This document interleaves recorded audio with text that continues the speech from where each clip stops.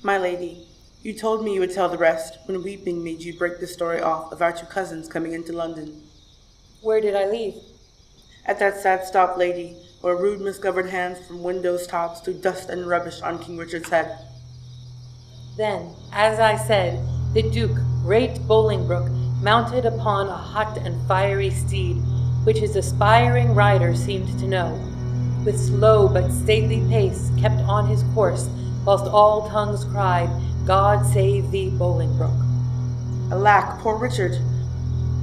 Where rode he the whilst? As in a theatre, the eyes of men, after a well-graced actor leaves the stage, are idly bent on him that enters next, thinking his prattle to be tedious.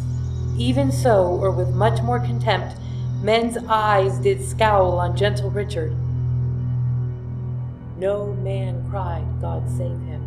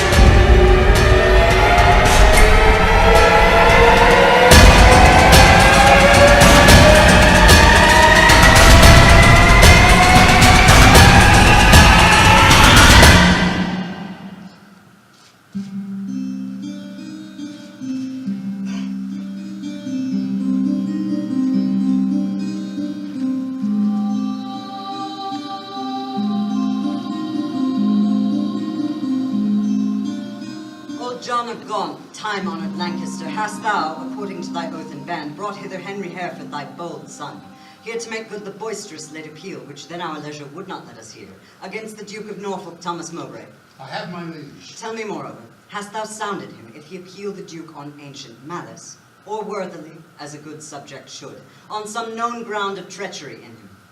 As near as I could sift him on the argument, on some apparent danger seen in him aimed at your highness, no inveterate malice. Then call them to our presence. Face to face and frowning brow to brow, ourselves will hear the accuser and the accused freely speak.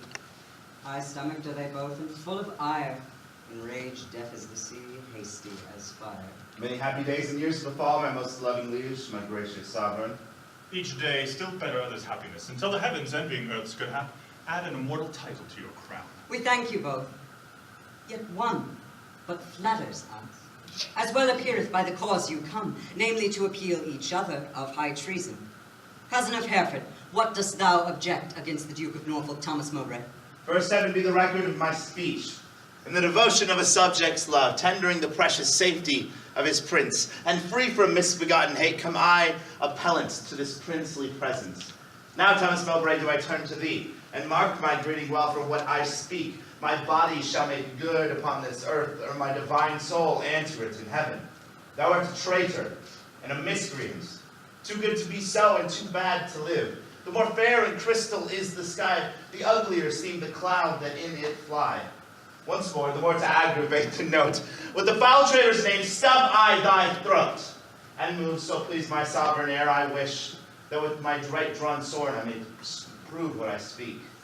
Let not my cold words here accuse my zeal. 'Tis not the trial of a woman's war. The bitter clamor of two eager tongues can arbitrate the cause betwixt us twain. The blood is hot, that must be cooled for this. Yet can I not of such tame patience boast as to be hushed, and not at all to say.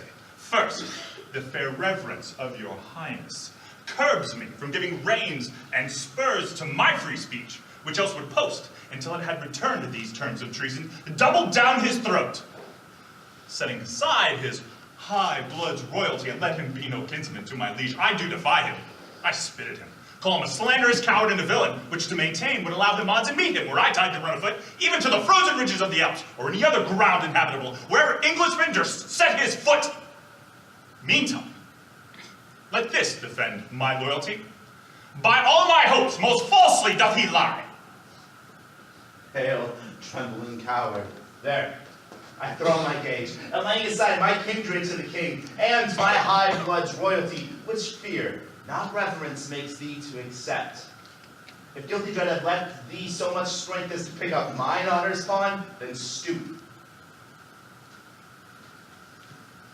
By that and all the rights of knight and else will I make good against thee, arm to arm, what I have spoken than thou canst worse devise. And I take it up. And by that sword I swear, which gently laid my knighthood on my shoulder, I'll answer thee, in any fair degree of chivalrous design or knightly trial. And when I mount alive may I not light, if I be traitor or unjustly fight. What doth our cousin lay to Mowbray's charge? It must be great that can inherit us so much as of a thought of it in him. Look, when I speak, my body shall prove it true. That Mowbray hath received 8,000 nobles in the name of lending for your highness's soldiers, the which he hath detained for lewd employment, like a false traitor and injurious villain. Besides, I say, and will in battle prove, or here, or elsewhere, to the furthest verge that ever was surveyed by English eye, that all the treasons for these 18 years complotted and contrived, fetched from false Mowbray their first head and spring. Further I say, and further will maintain, that upon his bad life to make all this good, that he did plot the Duke of Gloucester's death, suggest his soon-believing adversaries, and like a traitor coward, sluice out his innocent soul through streams of blood, which blood, like sacrificing Abel's, cries, even through the tongueless caverns of the earth, to me, for justice and rough chastisement. And by the glorious worth of my descent, this arm shall do it, or my life be spent. How high a pitch his resolution soars. Thomas of Norfolk, what sayest thou to this? Oh, let my sovereign turn away his face and bid his ears a little while be deaf, till I have told the slander of his blood. How God and good men hate so foul a liar. Mowbray, impartial are our eyes and ears. Were he my brother, nay, my kingdom's heir, as he is but my father's brother's son. Now by my scepter's awe, I make a vow. Such neighbor nearness to our sacred blood should nothing privilege him, nor partialize the unstooping firmness of my upright soul. He is our subject, Mowbray. So art thou. Free speech and fearless, I to thee allow. Then, Bolingbroke, as low as to thy heart, through the false passage in thy throat, thou liest. 3 parts of that receipt I had for Calais, dispersed I duly to his highness's soldiers. The other part reserved I by consent, for that my sovereign liege was in my debt, upon remainder of a dear account, since last I went to France to fetch his queen. Now swallow down that lie. For Gloucester's death I slew him not, but, to my own disgrace, did neglect my sworn duty in that case. My noble lord of Lancaster, honorable father to my foe, once did I lay in ambush for your life a trespass that doth vex my grieved soul, but ere last I received the sacrament, I did confess it, and exactly begged your grace's pardon, and I hope I had it. This is my fault. As for the rest appeal, it issues from the rancor of a villain, a recreant and most degenerate traitor, which in myself I boldly will defend, and interchangeably hurl down my gage at this overweening traitor's foot, to prove myself a loyal gentleman, even in the best blood chambered in his bosom. In haste whereof, most heartily I pray, your highness, to assign our trial there. Wrath-kindled gentlemen, be ruled by me. Let's purge this color without letting blood. This we prescribe, though no physician. Deep malice makes too deep incision. Forget, forgive, conclude and be agreed. Our doctors say this is no month to bleed. Good uncle, let this end where it begun. We'll pawn the Duke of Norfolk, you, your son. To be a makepeace shall become my age. Throw down my son, the Duke of Norfolk's gage. And Norfolk throw down his. When, Harry, when obedience bids, I should not bid again. Norfolk, throw down we bid, there is no booth. Myself I throw, dread sovereign, at thy foot. My life thou shalt command, but not my shame. The one my duty owes, but my fair name. Despite of death that lives upon my grave, to dark dishonor's use thou shalt not have. I am disgraced, impeached, and baffled here, pierced to the soul with slander's venom spear, the which no balm can cure, but his heart blood which breathed this poison. Rage must be withstood. Give me his gage. Lions make leopards tame. Yea, but not change its spots. Take but my shame, and I resign my gage. My dear, dear lord, the purest treasures mortal times afford us, spotless reputation. That away, men are but gilded loam, painted clay. A jewel in a 10 times barred up chest is a bold spirit and a loyal breast. Mine honor is my life. Both grow in one. Take honor from me, and my life is done. Then, dear my liege, mine honor let me try. In that will I live, and for that will I die. Cousin, throw up your gage. Do you begin? Oh, God, defend my soul from such deep sin. Shall I seem crestfallen in my father's sight, or with pale beggar fear impeach my height before this outdared dastard? Ere my tongue shall sound so base a wound to my honor, or sound so base a parle to tear the slavish motive of recanting fear, and spit it bleeding in his high disgrace, where fear doth harbor, even in Mowbray's face. We were not born to sue, but to command. Which, since we cannot do to make you friends, be ready as your lives shall answer it at Coventry upon St. Lambert's Day. There shall your swords and lances arbitrate the swelling difference of your settled hate. Since we cannot atone you, we shall see justice design the victor's chivalry. Lord Surrey, command our officers at arms, be ready to direct these home alarms.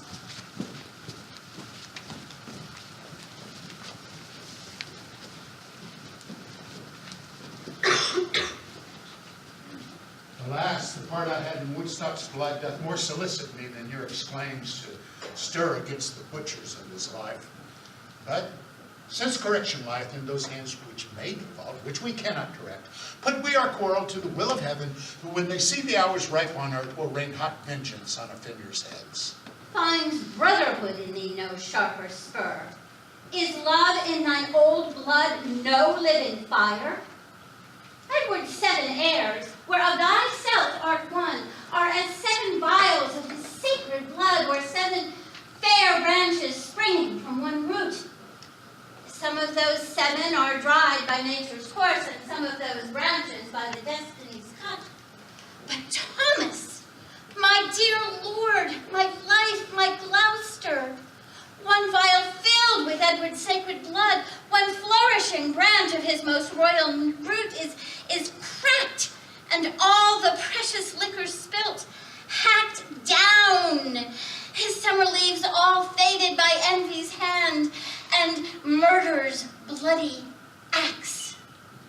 Oh, Gaunt, his blood is thine, that bed, that womb, that metal, that self-mold that fashioned thee made him a man. And though thou livest and breathest, yet thou art slain in him. Thou dost consent in some large measure to thy father's death, in seeing thy wretched brother die, who was the model of thy father's life. Call it not patience, Gaunt, it is despair. By suffering thus thy brother to be slaughtered, thou showest the naked pathway to thy life, teaching stern murder how to butcher thee. That which in mean men we entitle patience is pale, cold cowardice in noble breasts. What can I say? To safeguard thine own life? The best way is to venge my Gloucester's death. God's is the quarrel, for God's substitute, his deputy, anointed in his sight, hath caused his death, the which if wrongfully let heaven revenge, for I may never lift an angry arm against his minister. Where then, alas, may I complain myself? To God, the widow's champion and defense. Well, then I will. Farewell, old Gaunt. Thou goest to Coventry, there to see our cousin Hereford and fair Mowbray fight. Oh, set my husband's wrongs on Hereford's spear, that it may enter butcher Mowbray's breast, or if misfortune miss the first career, lay Mowbray's sins so heavy on his breast that they may break his foaming courser's back and throw the rider headlong in the list, a caitiff recreant to my cousin Hereford. Farewell, old Gaunt. Thy sometimes brother's wife, with her companion, grief, must end her life. Sister, farewell. I must to Coventry. As much good stay with thee as go with me. Oh, yet one word more. Grief boundeth where it falls, not with empty hollowness, but weight. I take my leave before I have begun, for sorrow ends not when it seemeth done. Commend me to thy sister, Duchess York. Lo, this be all. Oh, wait, no. Depart not so. Though this be all, do not so quickly go. I will remember more. Bid her, with all good speed had Plashy visit me. Oh, but what, alas, shall good old York there see, but empty lodgings and unfurnished walls and unpeopled offices and untrodden stones, and what here therefore welcome but groans. Therefore commend me, but let her not come there to seek out sorrow, which dwells everywhere. Desolate, desolate. I will hence die. My last leave of thee takes my weeping eye. Harry Hereford armed? Yet on points of lungs to enter in. The Duke of Norfolk sprightly and bold stays but the summons of the appellate's trumpet. Why did the champions are prepared and stay for nothing but his majesty's approach?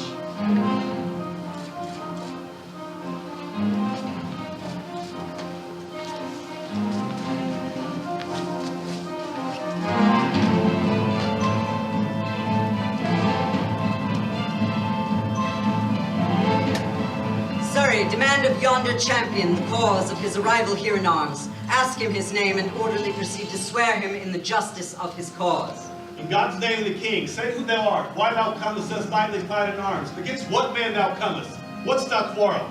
Speak truly thy knighthood and thy oath, and so defend thee heaven in thy valor. My name is Thomas Mowbray, Duke of Norfolk, who hither come engaged by my oath, which God defended knight should violate, both to defend my truth and loyalty, to my God and my king and my succeeding issue against the Duke of Hereford that appeals me, and by the grace of God and this mine arm, to prove him in defending of myself the traitor to my God, my king, and to me, and as I truly fight to defend me heaven. Surrey, ask yonder knight in arms both who he is, and why he cometh hither thus plated in habiliments of war, and formally according to our law depose him in the justice of his cause. What is thy name? Wherefore art thou comest hither before King Richard and his royal list? Against whom thou comest? What's thy quarrel? Speak like a true knight, so defend thee heaven. Harry of Hereford, Lancaster, and Derby am I, who here do in arms prove upon Thomas Mowbray, Duke of Norfolk, that he is a traitor foul and dangerous to God of heaven, King Richard, and to me. And as I truly fight, defend me heaven. On pain of death, no person be so bold or daring hearty as to touch the list, except the marshal and such officers appointed to direct these fair designs. Lord Surrey, let me kiss my sovereign's hand and bow my knee before his majesty. For Mowbray and I are like two men who vow a long and weary pilgrimage. Let us take a ceremonious leave and loving farewell of our several friends. The appellate in all duty greets your highness, craves to kiss your hand and take his leave. We will descend and fold him in our arms. Cousin of Hereford, as thy cause is right, so be thy fortune in this royal fight. Farewell, my blood, which if today thou shed, lament we may, but not revenge thee dead. Oh, let no noble eye profane a tear for me if I be gored by Mowbray's spear. As confident as the falcon in his flight, against a bird do I with Mowbray fight. My loving lord, I take my leave of you. Of you, my noble cousin, Lord Almerle, though not sick, although I have to do with death, but young, lusty, and cheerily drawing breath. Lo, as at English feasts I would greet the daintiest last to make the end most sweet. O you, the earthly author of my blood, whose vigor do with twofold vigor lift me up towards victory above my head. Add proof unto mine armor with thy blessings, and with thy prayers steal my lance's point, that I may enter Mowbray's waxing coat, and further new the name of John a gaunt, even in the blessed behavior of his son. God in thy good cause make thee prosperous. Be swift like lightning in the execution, and let thy blows, doubly redoubled, fall like amazing thunder on the casque of thy adverse pernicious enemy. Rouse up thy youthful blood. Be valiant and live. Mine innocence in St. George to thrive. However God or fortune cast my lot, that lives or dies, true to King Richard's throne, a loyal, just, and upright gentleman. Never did captive with a freer heart cast off his chains of bondage and embrace his golden, uncontrolled enfranchisement, more than my dancing soul does celebrate this feast of battle with mine adversary. Most mighty liege, and my companion peers, take from my mouth the wish of happy years. As gentle and as jocund as to jest, go I to fight. Truth hath a quiet rest. Farewell, my lord. Securely I espy virtue with valor couched in thine eye. Order the trial, Surrey, and begin. Harry of Hereford, Lancaster, and Derby, receive thy lance and God defend the right. Strong as a tower in hope I cry amen. Go bear this sword to Thomas, Duke of Norfolk. Harry of Hereford, Lancaster, and Derby stands here for God, his sovereign, and himself, on pain to be found false and recreant, to prove the Duke of Norfolk, Thomas Mowbray, a traitor to his God, his king, and himself, and dares him to step forward to the fight. Here standeth Thomas Mowbray, Duke of Norfolk, on pain to be found false and recreant, both to defend himself and to approve Henry of Hereford, Lancaster, and Derby, to God his sovereign and to him disloyal, courageously and with a free desire, attending but the signal to begin. Sound, trumpets! Set forward combatants!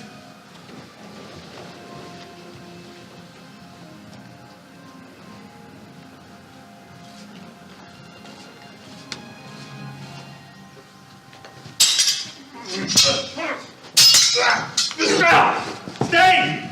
The king has thrown his water down. Let them lay by their swords and both return back to their places again.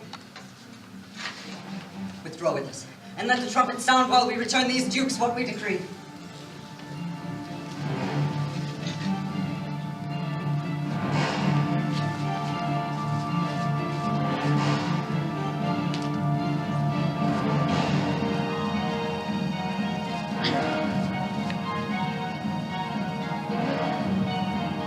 Draw near, and listen what with our counsel we have done. For that our kingdom's earth should not be soiled with that dear blood which it hath fostered, and for our eyes do hate the dire aspect of civil wounds ploughed up with neighbour's sword. And for we think the eagle-winged pride of sky-aspiring and ambitious thoughts with rival-hating envy set on you to wake our peace, which in our country's cradle draws the sweet infant breath of gentle sleep, which so roused up with boisterous, untuned drums, with harsh, resounding trumpets' dreadful bray, and grating shock of wrathful iron arms, might from our quiet confines fright fair peace, and make us wade even in our kindred's blood. Therefore, we banish you our territories. You, cousin of Hereford, upon pain of life, till twice 5 summers have enriched our fields, shall not regreet our fair dominions, but tread the stranger paths of banishment. Your will be done. This must my comfort be. The sun that warms you here shall shine on me, and those his gilden beams that you are lent shall point on me and build my banishment. Norfolk, for thee remains a heavier doom, which I with some unwillingness pronounce. The sly, slow hours shall not determinate the dateless limit of thy dear exile. The hopeless word of never to return, breathe I against thee upon pain of life. A heavy sentence, my most sovereign liege, and all unlooked for from your highness's mouth. A dearer merit, and not so deep a maim as to be cast forth in the common air, have I deserved at your highness's hands.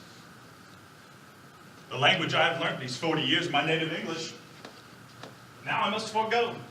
And now my tongue's use to me is no more than an unstringed viol, or a harp, or like a cunning instrument cased up, or being open, put into his hands that knows no touch to tune the harmony. Within my mouth, you have enjailed my tongue, doubly portcullised with my teeth and lips, and dull, unfeeling, barren ignorance is made my jailer to attend on me. I'm too old to fawn upon a nurse, too far in years to be a pupil now. What is your sentence then but speechless death, which robs my tongue from breathing native breath? It boots thee not to be compassionate. After our sentence, flame comes too late. Then I turn myself from my country's light, to dwell in solemn shades of endless night. Return again, and take an oath with thee.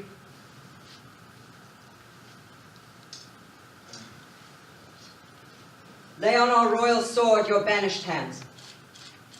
Swear, by the duty that you owe to God, our part therein we banish with yourselves, to keep the oath that we administer.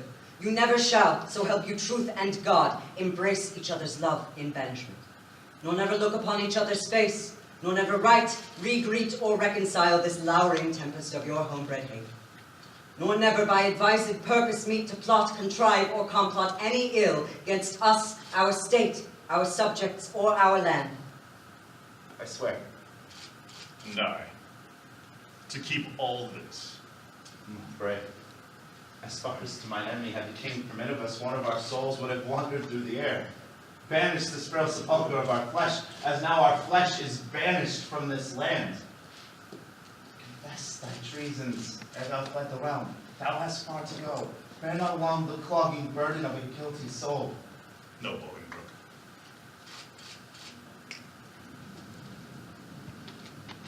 If I be traitor, my name be blotted from the book of life, and I be banished from heaven as from hence. But what thou art, God, thou and I do know. And I fear too soon the king shall rue. Farewell.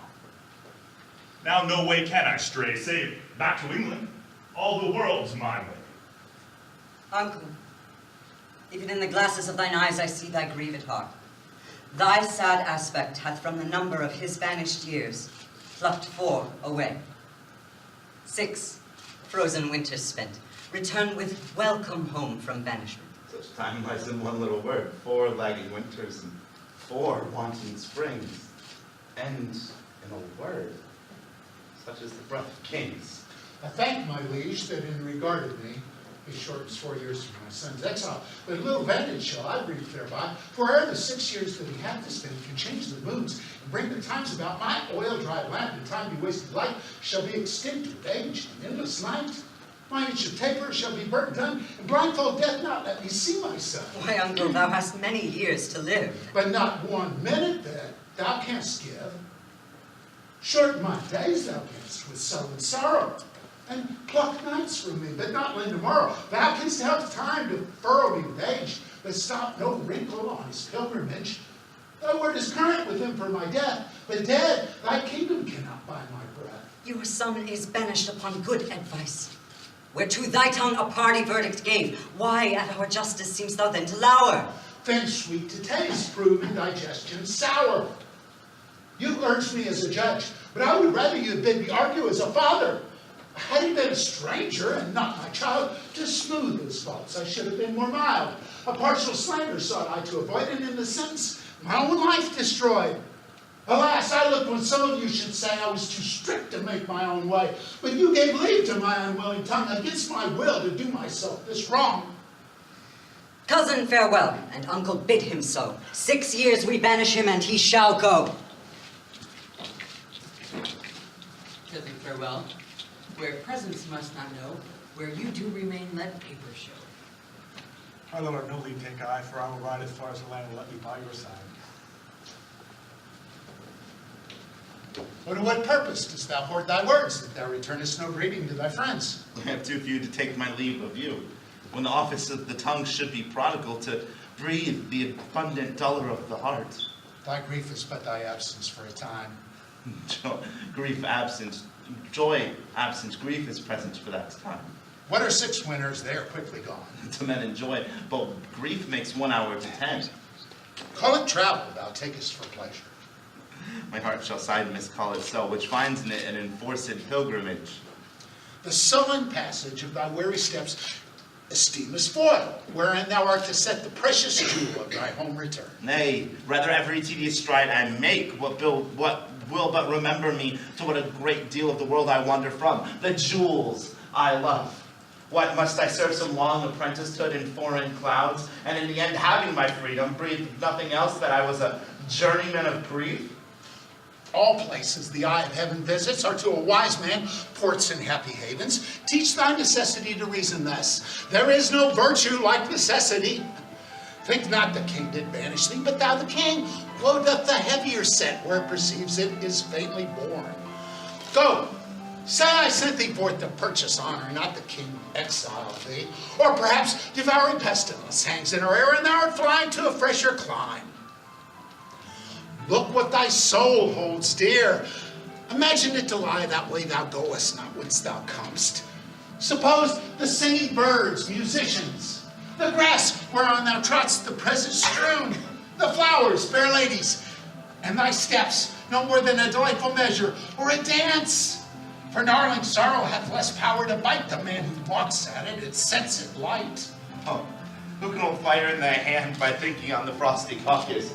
Or cloy the hungry edge of appetite by bare imagination of a feast? Or wallow naked in December snow by thinking on fantastic summer heat? Oh, no, the apprehension of the good gives but the greater feeling to the worse. Fell sorrow's tooth that never rank more than when he bites, but lanceth not the sword.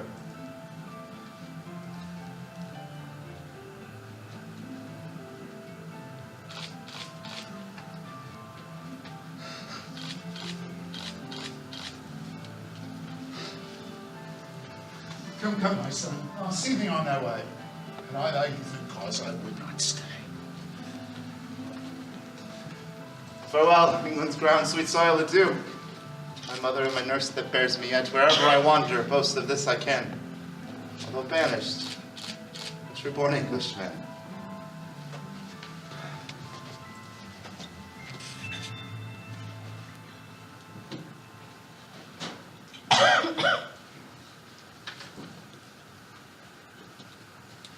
We did observe. Cousin Omer, how far brought you High Hereford on his way? I brought High Hereford, if you call him so, but to the next highway, and there I left him. And say what store of parting tears were shed.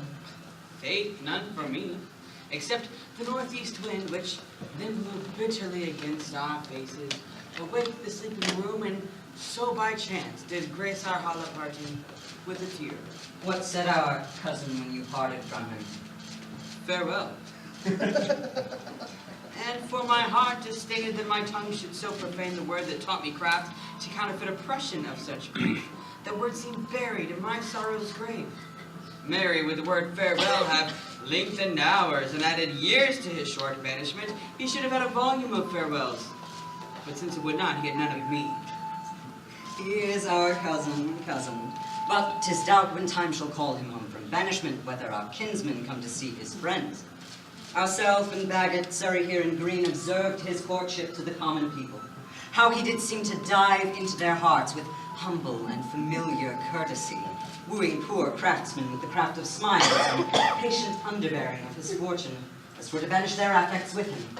Off goes his bonnet to an oyster wench. A brace of draymen bid God speed him well, and had the tribute of his supple knee, with thanks, my countrymen, my loving friends, as were our England in reversion is. And he our subjects next agree in hope. Well, he is gone now, and with him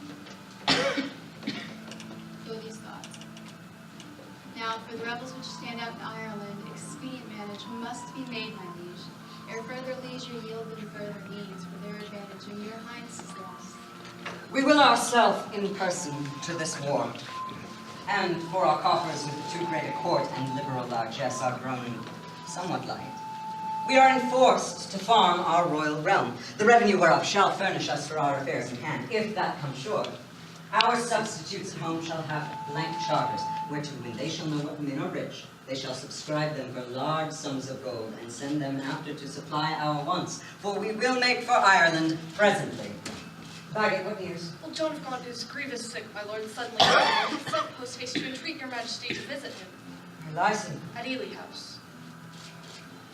Now put it God in the physician's mind to help him to his grave immediately. The linings of his coffers shall make coats to deck our soldiers for these Irish wars.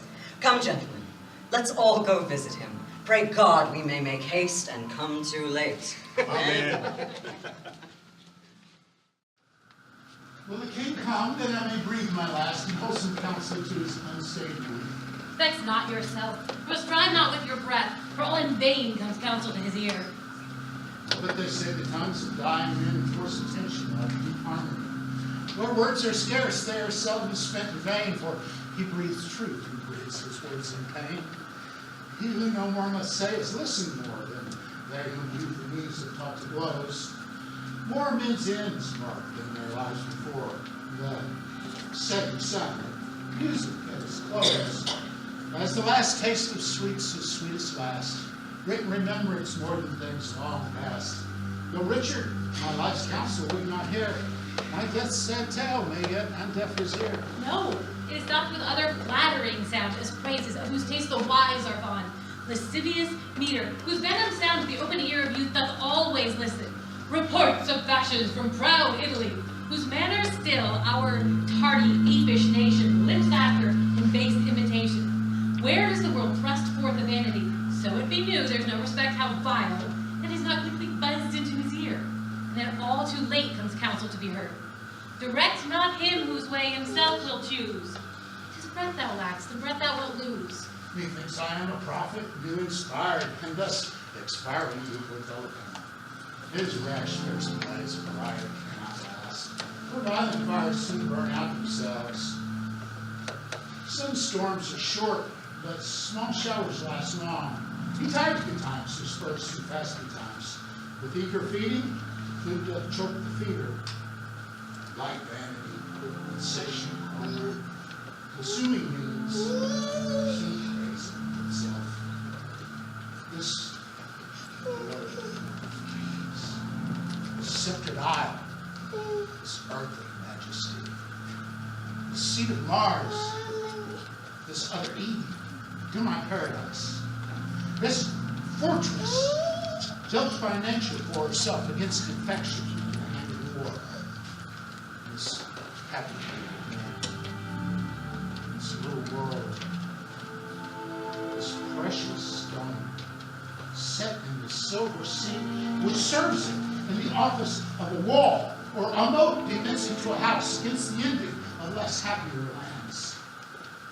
This blessed light, this earth, this realm, this England, this nurse, this teeming womb of royal kings, this land of such dear souls, this dear, dear land, dear for her reputation through the world, is now leased out by diamonds. Like to a tenement or a pumpkin farm. England, bound in with the triumphant sea, whose rocky shore beats back the India siege of watery Neptune, is now bound in with shame, with inky blots and rotten parchment bonds. That England that was wont to conquer others hath made a shameful conquest of itself. Oh, would the scandal vanish with my life, how happy then were my ensuing death. The king is come. Deal mildly with his youth, for young hot colts reined in to rage the more. How fares our noble Uncle Lancaster? What comfort, man? How is his age is gone? Oh, how that name befits my composition. Old Gaunt indeed, and Gaunt in being old.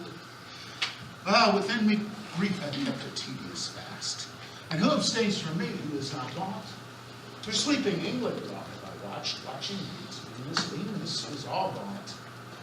That pleasure that some men feed upon is my strict fast, I mean my children's looks. And therein fasting hast thou made me gaunt. Gaunt am I for the grave. Gaunt is a grave whose hollow womb inherits not the bones. Can sick men play so nicely with their names? No, no, misery makes sport to mock itself. Since thou seekst to kill my name in me, I mock my name, great king, to flatter thee. Should dying men flatter with those that live? No, no, men living flatter those who die.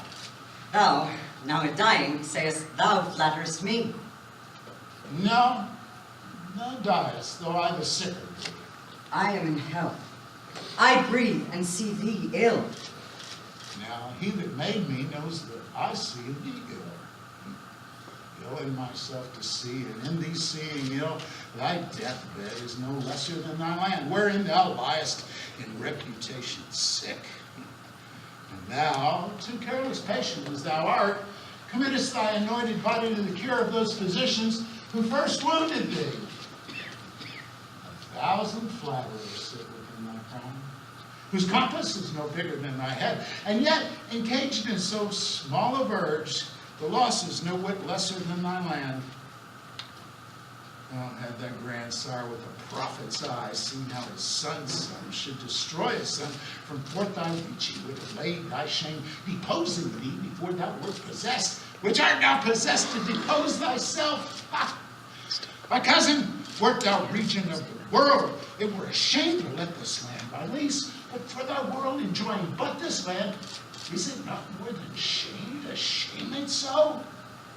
Landlord of England, art thou now not king? Thy state law is bond slave to the law, and thou— A lunatic, lean-witted fool, presuming on an ague's privilege, darest with thy frozen admonition make pale our cheek, chasing the royal blood with fury from his native residence. Now by my seat's right, royal majesty, wert thou not brother to great Edward's son, this tongue which runs so roundly in thy head should run thy head from thy unreverent shoulders. Oh, spare me not, my brother Edward's son, for I was his father Edward's son.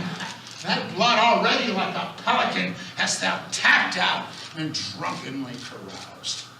My brother Gloucester, plain well-meaning soul, whom fair befallen heaven amongst happy souls may be a precedent and a witness good that thou respectest not spilling Edward's blood. Join with me in the present sickness that I have, and thy unkindness be like crooked age, to crop at once a too long withered flower. Live in thy shame, but die not shame with thee. These words hereafter thy tormentors be. Convey me to my bed, and then to my grave. Love they to live, they that love and honor have.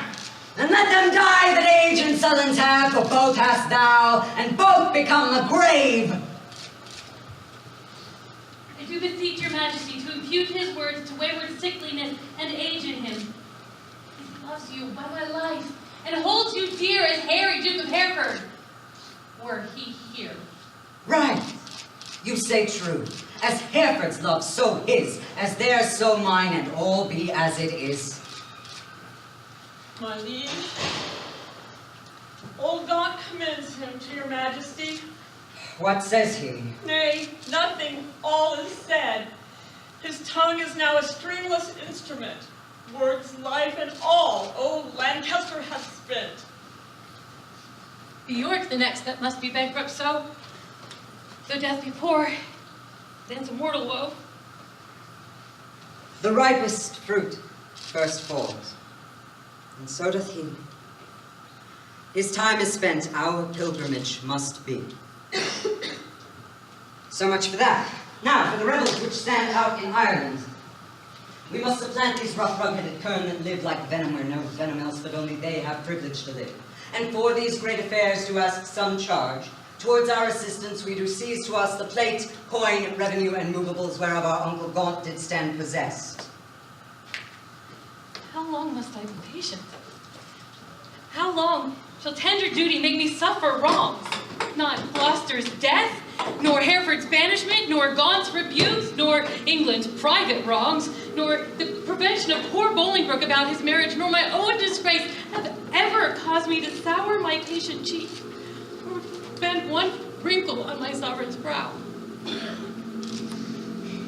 I am the last of noble Edward's heirs, of whom thy father, Prince of Wales, was first.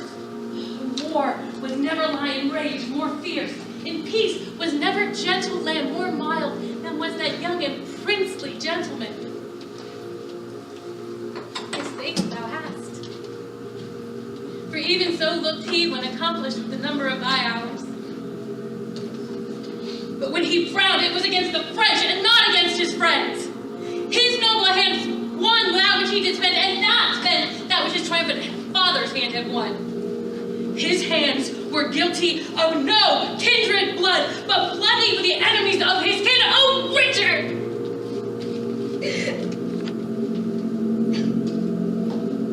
Where was too far God was free, till she never should compare between. Why, sweet aunt, what's the matter? Liege, pardon me if you please. If not, I please not to be pardoned and content with all. Seek you to seize and gripe into your hands the royalties and rights of banished Hereford? Is not Gaunt dead? Does not Hereford live? Was not Gaunt just? Is not Harry true? Did not the one deserve to have an heir, and is that heir not a well-deserving son? Take from Hereford his rights. Take from time his charters and customary rights, and let tomorrow not then ensue today. For be not thyself, for how art thou a king, but by fair sequence and succession. Now afore God forbid I say true, if you do wrongfully seize Hereford's rights, call in his letters patent, which he hath by his attorneys general his liberty to sue, and deny his offered homage, you do pluck 1,000 dangers on your head. Lose 1,000 well-disposed hearts, and prick my tender patience to thoughts which duty and allegiance cannot think. Think what you will. We seize into our hands his plate, his goods, his money, and his lands. Well, I will not be by the while. My liege, farewell. What shall ensue hereafter, there's none can tell. But by bad courses it may be understood, their events can never fall out good. Go back to the Earl of Wiltshire's stray, bid her repair to us to Ely House to see this business. Tomorrow next we will for Ireland, and 'tis time I trow, and we create in absence of ourselves our good Aunt York as Governor of England, for she is just and always loved us well. Come on, our Queen, tomorrow we must part. Oh, be merry, for our time of stay is short. Well, lords, the Duke of Lancaster is dead. And living too, for now his son is due. Barely entitled not in revenues. Richly in vogue that justice had a right. My heart is great, but it must break with silence, ere it be disburdened with a liberal tongue. Yes, speak thy mind, and let them ne'er speak more that speaks again to do thee harm. Tends that thou wouldst speak to the Duke of Hereford? If it be so, out with it boldly, friend. Quick is my ear to hear good towards him. No good at all that I can do for him, unless you call it good to pity him, ransom gelded of his patrimony. Now for God to shame such wrongs are born in him. A royal prince and many more of noble blood in this declining land. The king is not himself, but basely led by flatterers, and what they will inform merely in hate against any of us all, that repeats against us, our lives, our children, and our heirs. The commons have killed grievous taxes and quite lost their hearts. The nobles have fined for making fraud and quite lost their hearts. And illegal exactions are devised as blinks benevolences, and I would not what did you say not become of this? Wars hath not wasted it, for war he hath not, but basely yielded upon compromise that which his ancient nobles did take by force. Oh. More hath he spent in peace than they in wars. The Earl of Wishart hath the realm in arms. The king grown bankrupt like a broken man. He has no money for these Irish wars, his burdenous taxations notwithstanding, but by the robbing of the banished Duke. His noble kinsman, most degenerate king. But France, we hear this fearful tempest sing, yet seek no shelter to avoid the storm. We see the wind set sore upon our sails, and yet we strike not, but securely perish. You see the very wrack that we must suffer, and avoiding is the danger now, for the substance of the causes of our wrack. Not so. Even through the hollow eyes of death, I spy life peering. I dare not say how near the tidings of our comfort is. Nay, let us share thy thoughts as thou dost ours. Be confident to speak more comfortably. We three are but ourselves, and speaking so, thy words are but as thoughts, therefore be bold.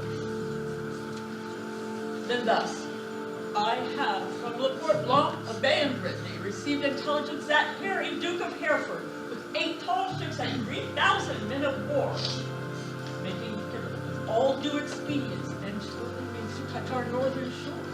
Perhaps he had ere this, and he stays the first departing of the king for Ireland. If then we shall shake off our slavish yoke, imp out our drooping country's broken wing, redeem from broken con the blemished crown, wipe off the dust that hides our scepter's guilt, and make my majesty look like itself, away with me in post to Ravensworth. But if you faint, as fearing to do so, stay and be secret, and myself will go. To horse, urged after them that fear. Hold up my horse, thou will first be there. Bring forth green.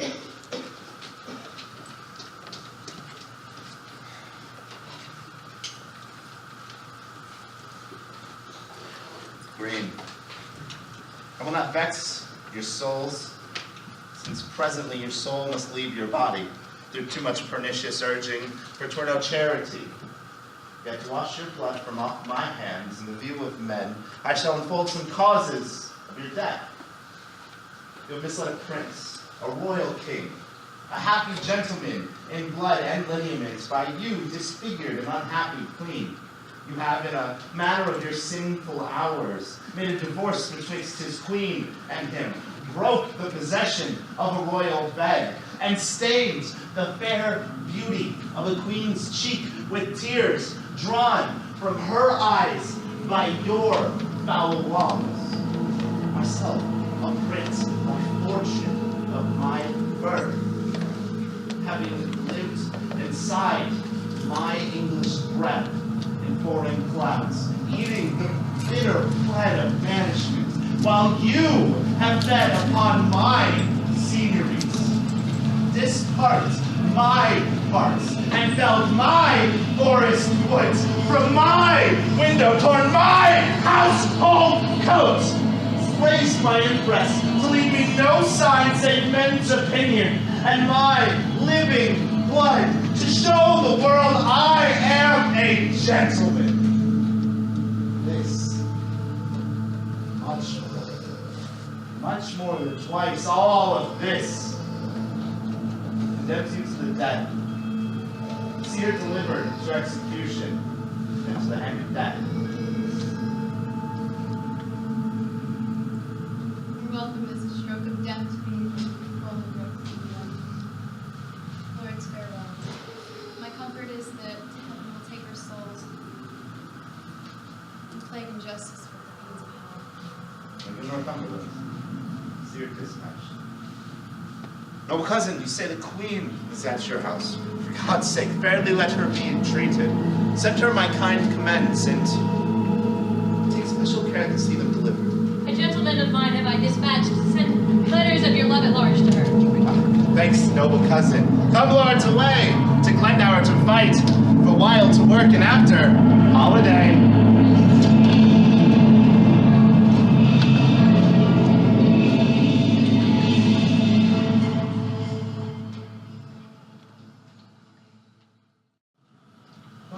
Castle called in this at hand. Yea, my lord. How brooks your grace into the air, after your late tossing on the breaking seas? Since must I like it well. I weep for joy to stand upon my kingdom once again. Dear earth, I do salute thee with my hands, though rebels wound thee with their horses' hooves.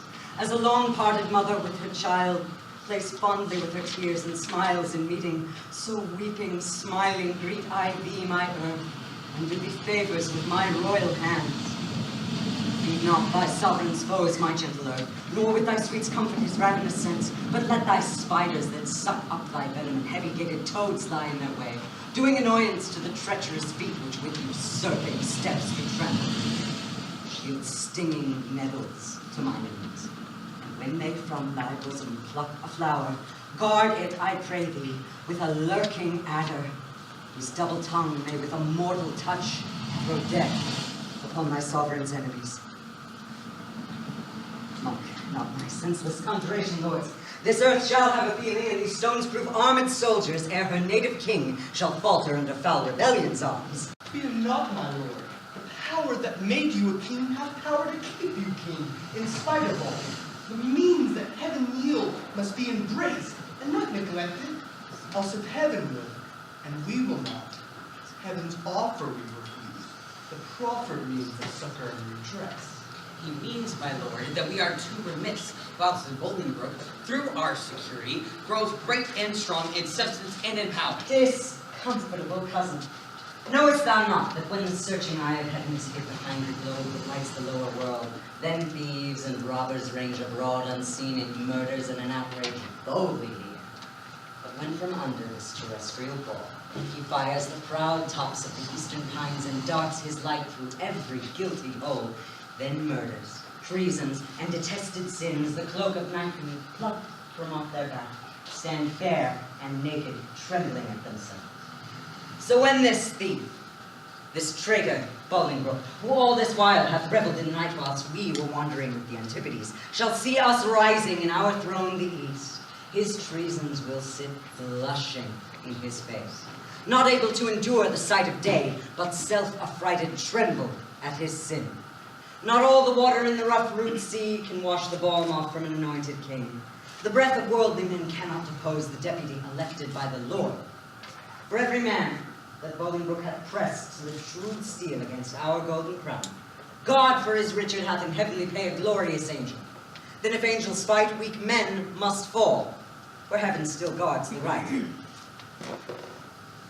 Welcome, Surrey. How far off lies your power? Nor near nor farther off, my gracious lord, must be armed. His comfort guides my tongue, bids me see nothing but despair. One day too late, I feel my noble lord has plotted all a happy day.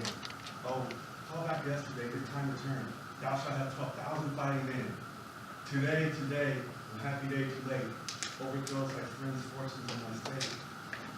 For all the Welshmen hearing that were dead, all the Bolingbroke dispersed and fled. And each why we should be so pale. But now the blood of 20,000 men did triumph in my face, and they are fled. Until so much blood thither come again, have I not reason to look pale and dead? All souls that will be safe, fly from my side, for time hath set a blot upon my pride.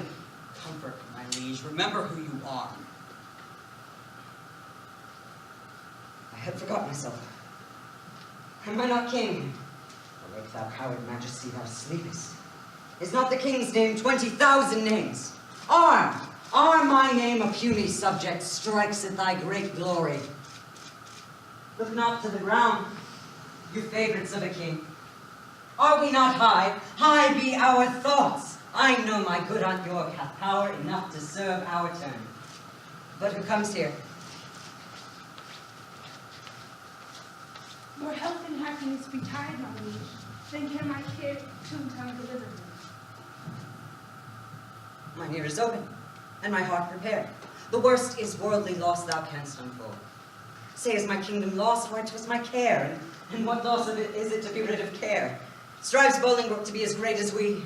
Greater he shall not be. If he serve God, we'll serve him too, and be his fellow so. Revolt our subjects, that we cannot mend. They break their faith to God as well as us.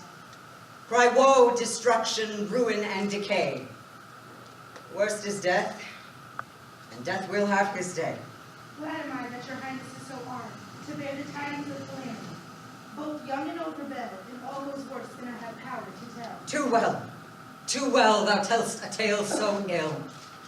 Where is the Earl of Wiltshire? What has become of Green, that they've let the dangerous enemy measure our confines with such peaceful steps? If we prevail, their heads shall pay for it. I warrant they've made peace with Bolingbroke.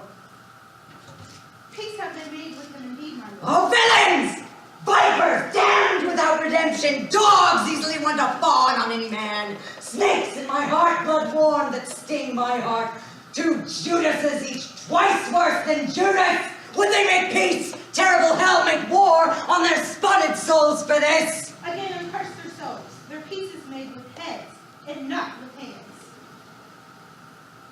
Is Green and the Earl of Wiltshire dead? Aye, all of them at Bristol lost their heads. Where's my mother York with her power? No matter where. Of comfort no man speak. Let's talk of graves. Of worms and epitaphs. Make dust our paper, and with rainy eyes write sorrow on the bosom of the earth. Let's choose executors and talk of wills. And yet not so. For what can we bequeath, save our deposed bodies to the ground? Our lands, our lives, and all of Bolingbroke's, and nothing can we call our own but death, and that small model of the barren earth which serves as paste and cover to our bones. For God's sake, let us sit upon the ground and tell sad stories of the death of kings. For some have been deposed, some slain in war, some haunted by the ghosts they have deposed, some poisoned by their wives, some sleeping killed, all murdered! For within the hollow crown that rounds the mortal temples of a king keeps death his core. There the antic sits, scoffing his state and grinning at his pomp, allowing him a breath, a little scene. To monarch eyes be feared and kill with looks, infusing him with self and vain conceit, as if this flesh which walls about our life were brass impregnable. And humored thus, comes at the last, and with a little pin bores through his castle wall. And farewell, King. Cover your heads, and mock not flesh and blood with solemn reverence. Throw away respect, tradition, form, and ceremonious duty, for you have but mistook me all this while. I live with bread, like you. Feel want, taste grief, need friends. Subjected thus, how can you say to me I am a king? My lord, wise men ne'er sit and wail their woe, but presently prevent the ways to wail. To fear the foe, since fear oppressed strength gives in your weakness strength unto your foes, and so your follies fight against themselves. Fear and be slain, no worse can come to fight, and fight and die is death destroying death, where fearing dying pays death's servile breath. My mother hath a power. Inquire of her, and learn to make a body of a limb. Thou chidest me well. Proud Bolingbroke, I come to change blows with thee for our day of doom. This ache you finna fear is overblown. An easy task it is to win our own. Say, Scroop, where lies our cousin with her power? Speak sweetly, friend, although thy looks be sour. Your cousin York is joined with Bolingbroke, and all your northern castles are here below, and all your southern gentlemen in arms upon her part. Thou hast said enough. Beshrew thee, cousin, which didst lead me forth of that sweet way I was in to despair. What say you now? What comfort have we now? By heaven, I'll hate him everlastingly, that bids me be of comfort any more. Go to Flint Castle. There I'll pine away. A king woe's slave shall kingly woe obey. That power I have discharge, and let them go to hear the land that hath some hope to grow, for I have none. Let no man speak again to alter this, for counsel is but vain. He does me double wrong, that wounds me with the flatteries of his tongue. Discharge my followers, and let them hence away from Richard's night to Bolingbroke's fair day.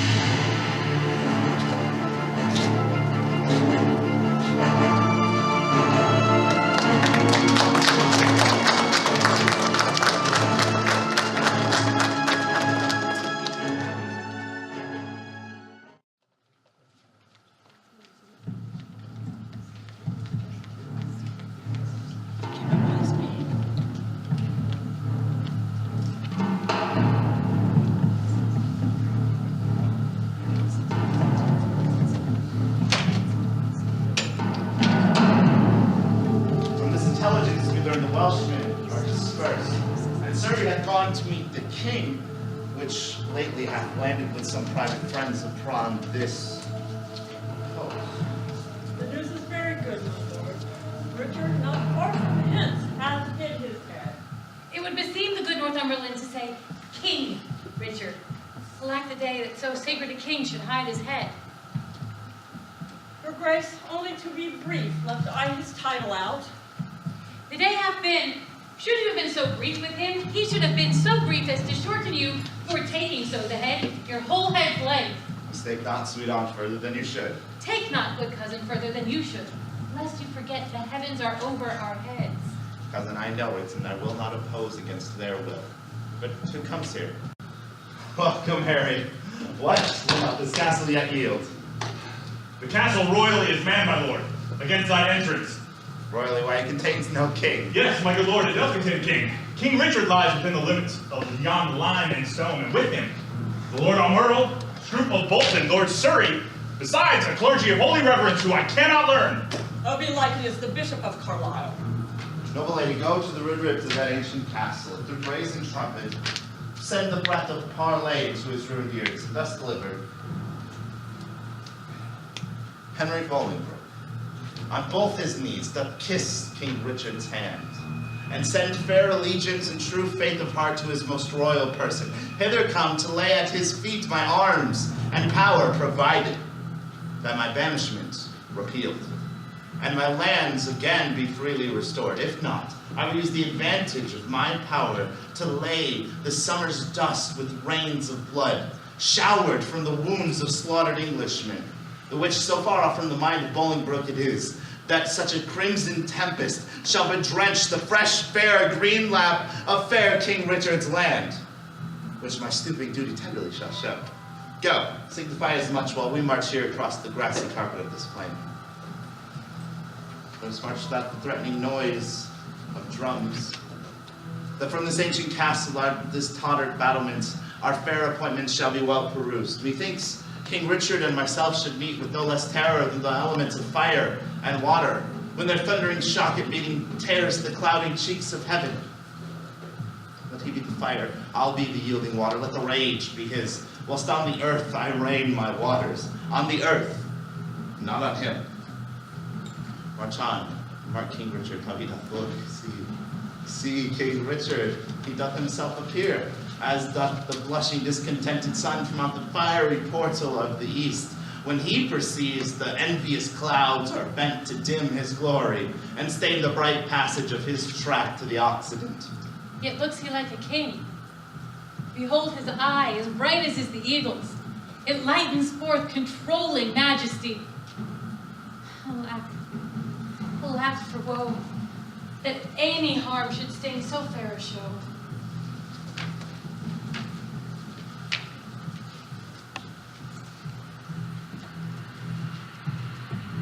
We are amazed, and thus long have we stood to watch the fearful bending of thy knee, because we thought ourselves thy lawful king. And if we be, how dare thy joints forget to pay their awful duty to our presence? If we be not, show us the hand of God that hath dismissed us from our stewardship. For well we know, no hand of blood and bone can grip the sacred handle of our scepter, unless he do profane, steal, or usurp. And though you think that all as you have done, have torn their souls by turning them from us, and we are barren and bereft of friends. Yet know my master, God omnipotent, is mustering in his clouds on our behalf armies of pestilence, and they shall strike your children yet unborn and unbegot, that lift your vassal hands against my head and threat the glory of my precious crown. Tell Bolingbroke, for young methinks he stands, that every stride he makes upon my land is dangerous treason. He has come to open the purple testament of bleeding war, but ere the crown he looks for live in peace. 10,000 bloody crowns of mother sons shall ill become the flower of England's face, change the complexion of her maid pale peace to scarlet indignation, and bedew her pastures grass with faithful English blood. The King of heaven forbid our Lord the King should so with civil and uncivil arms be rushed upon.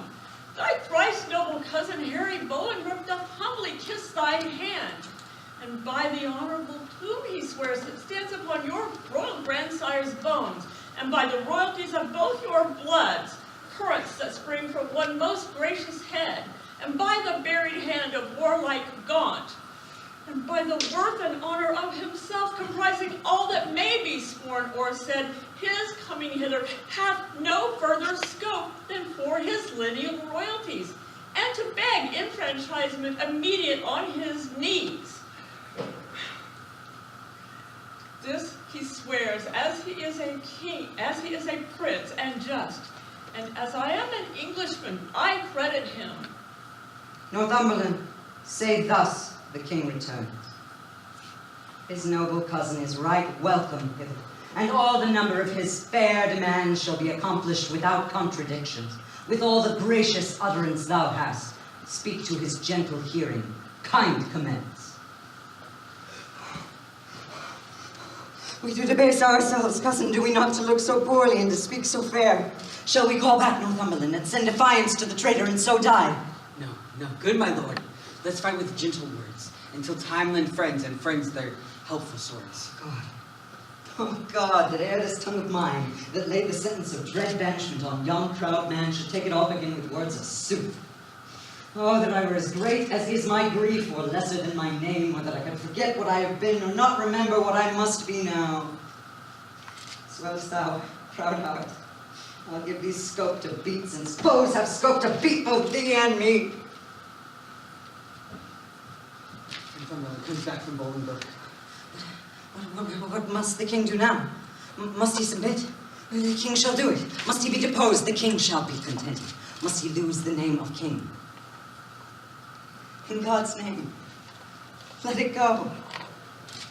I'll give my jewels for a set of beads, my gorgeous palace for a hermitage, my gay apparel for an almsman's gown, my figured goblets for a dish of wood, my scepter for Palmer's walking staff, my subjects for a pair of carved saints, and my large kingdom for a little grave, a little grave, an obscure grave. I'll be buried in the king's highway, some way of common trade, where hourly subjects' feet may trample on their sovereign's head, for on my heart they tread now whilst I live, and buried once, why not upon my head? Oh, Merle, thou weep'st, my tender-hearted cousin.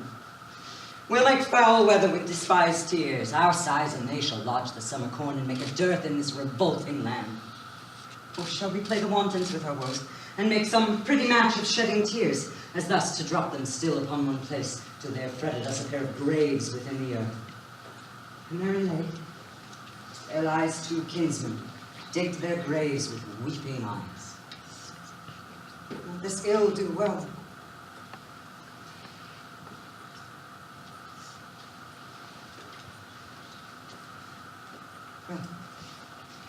Well, I see I talk but idly, and you laugh at me.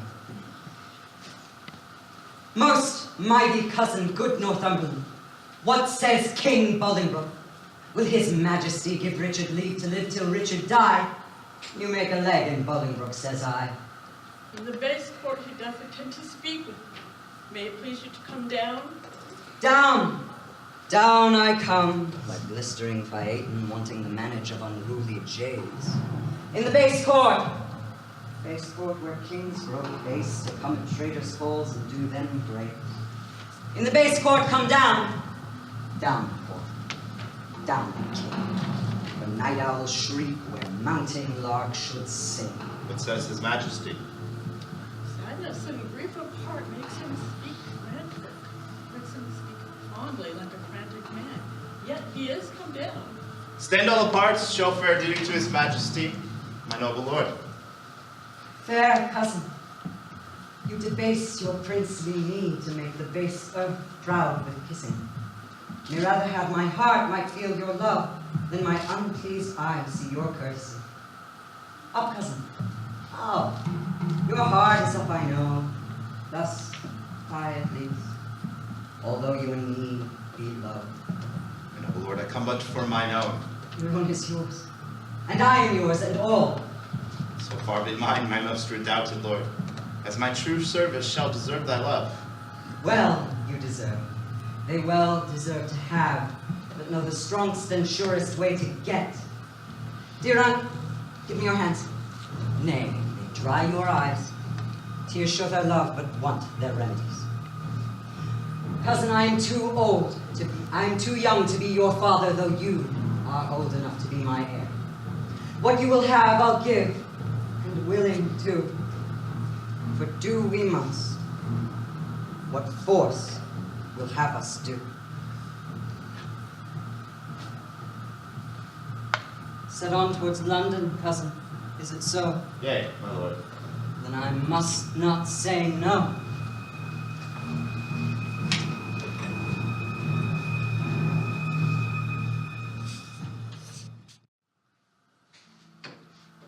Shall we devise here in this garden to drive away the heavy thought of care? Madam, we'll play bowls. When I think the world is full of rugs, and that my fortune runs against the tide. Madam, we'll dance. My legs can keep no measure in delight, my poor heart no measure keeps in grief.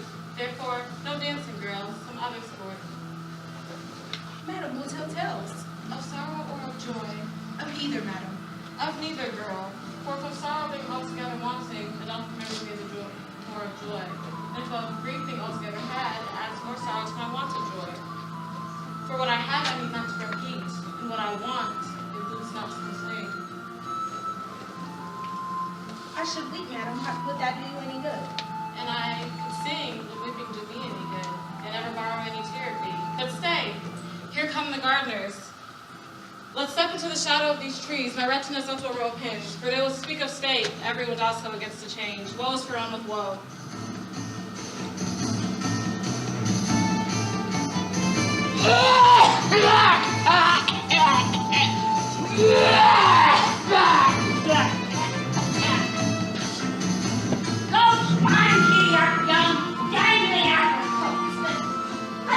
Unwieldy children make their sires stoop with the oppression of their prodigal weight.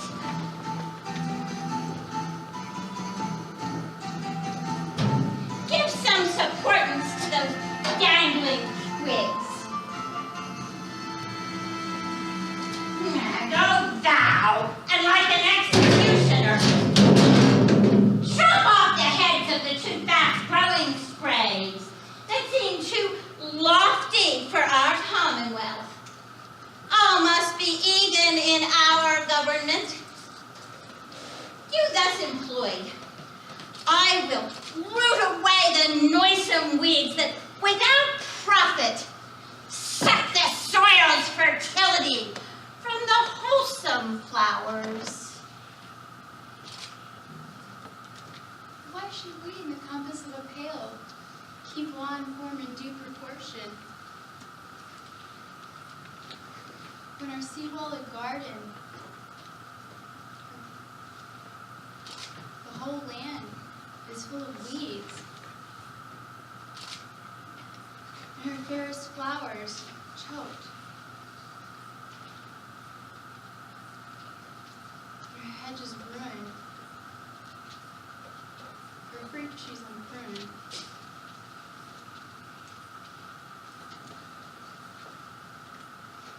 Keep thy peace.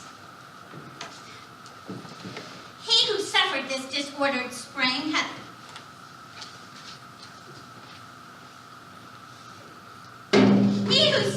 disordered spring hath now himself met with the fall of duty.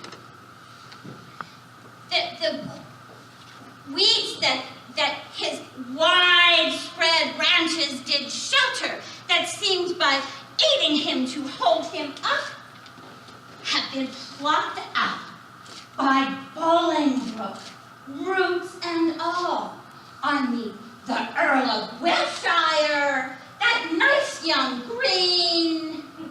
What, is he dead? He is, and Bolingbroke has seized the wasteful king. Oh, what pity is it that he hath not trimmed and dressed his land as we this garden. At time of year, we do wound the limbs, the skin of our fruit trees, lest they be overcrowded with too much sap and blood, as too much riches doth confound itself. Had he done so with great and growing men, they might have lived to bear, and he to taste the fruit of duty. Duty. Superfluous branches we lop away that bearing boughs might live. Had he done so, himself to bear the crown that waste of idle hours hath quite thrown down. What, think you the king should be deposed? Depressed he is already. Deposed, 'tis doubt he will be. Letters came last night to a dear friend of the good Duchess York that bear black tidings. Oh, I am pressed to death your words of speaking. Thou old Adam's likeness set to dress this garden. How dares thy harsh rude tongue sound this unpleasing news? What Eve, what serpent hath suggested thee to make a second fall of a cursed man? Why dost thou say King Richard is deposed? Darst thou little better thing than earth divine his downfall? Say where, when, and how comest thou by this ill tidings? Speak, thou wretch. Pardon me, madam. Little joy have I to bring such news, but what I say is true. King Richard is in the mighty hold of Bolingbroke. Their fortunes both are weighed. In your lord's scale is nothing but himself and a few vanities that make him light. Oh, but in the balance of the mighty Bolingbroke, besides himself, are all the English peers. And with that odds, he weighs King Richard down. Oh, post ye to London, and you will see that it is so. I say no more than everyone doth know. Remember this chance. Thou art so light of foot. Does not thy embassage belong to me, and am I last that knows it? Oh, thou thinkest to keep me last of this news, that I may longest keep my sorrow in thy breast. Come, lady, go to London, London's king of woe. What am I, born to this, that my sad look would grace the triumph of great Bolingbroke? Gardener, for telling me these news of woe, pray to God the plants that graftest may never grow. Poor queen. Oh, think thy state would be no worse. I wish my skill were subject to thy curse. Here did she volunteer. Here in this place, I will set a bank of rue, sour herb of grace. Rue even for Ruth shall shortly be seen, in remembrance of a weeping queen.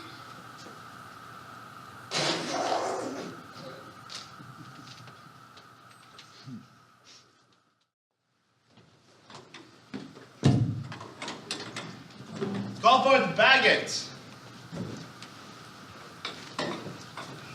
Bagot, now freely speak thy mind. What dost thou know of the noble Duke of Gloucester's death? Who wrought it with the king, and who performed the bloody office of his timeless end? Then set before my face the Lord Admiral. Cousin, step forth and look upon Bagot. My Lord Admiral, I know your daring tongue scorns to unsay what it once hath delivered. In that dead time when Gloucester's death was plotted, I heard you say, is not my arm of length that reacheth from the restful English court as far as Calais to this mine uncle's head? Amongst much other talk this very time, I also heard you say that you had rather refuse the offer of 100,000 crowns than Bolingbroke's return to England, adding withal how blessed this land would be in this your cousin's death.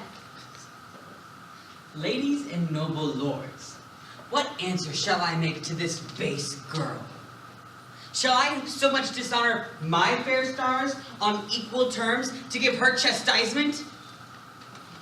Either I must, or have mine honor soiled by the attainder of her slanderous lips. There is my gage, the manual seal of death that marks thee out for death. I say thou liest, and maintain what thou hast said is false.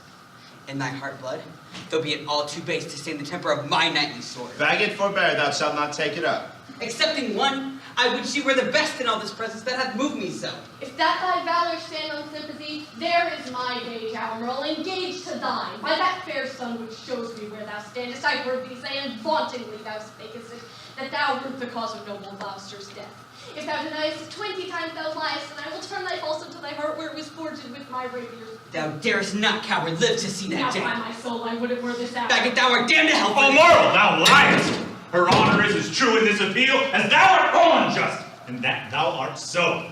There, I throw my gage, to prove it on thee to the extremest point of mortal grieving. Seize it, if thou darest. And if I do not, may my hands run off and never brandish more vengeful steel over the glittering helmet of my foe. I task the earth to light for sore honor, and spur the overfull as many lives as may be hollowed in my churches here from sun to sun. There is my honored pawn, engaged to the child thou darest. Who sets me else? By heaven, I'll throw it all. I have 1,000 spirits in one breast to answer 20,000 such as you. My Lady Bagot, I do remember the time when Earl did speak. This is very true, you were in presence then, and can witness with me that this is true. As false, by heaven itself is true. Sorry thou liest! Dishonorable girl, that lie shall lie so heavy on my sword that it shall render vengeance and revenge. Tell thee thou the lie giver lieth, and that lie do lie in earth as quiet as my father's skull. The proof of my Fondly dost thou spur forward words. If I dare eat, or drink, or breathe, or live, I dare meet Surrey in a wilderness and spit him on a Willist. I say he lies, and lies, and lies. There is my bond of faith to tie me to my strong corrections as I intend to thrive in this new world. Admiral is guilty of my true appeal. Besides, I heard the banished Mowbray say that thou, Admiral, did send to him and meant to execute the noble Duke at Calais. Some honest Christian, trust me with the gage. That Norfolk lies, here do I throw down this, that he may be repealed to try his honor. These differences shall all rest under gage, till Mowbray be repealed.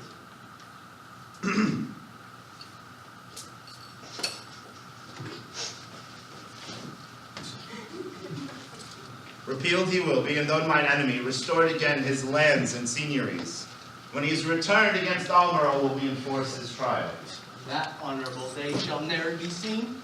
Many a time that banished Norfolk fought for Jesu Christ in glorious Christian field, streaming the ensign of the Christian cross against black pagans, Turks, and Saracens, and toiled with works of war, retired himself to Italy, and there at Venice gave his body to that pleasant country's earth, and his pure soul unto his captain Christ, under whose colors he had fought for so long.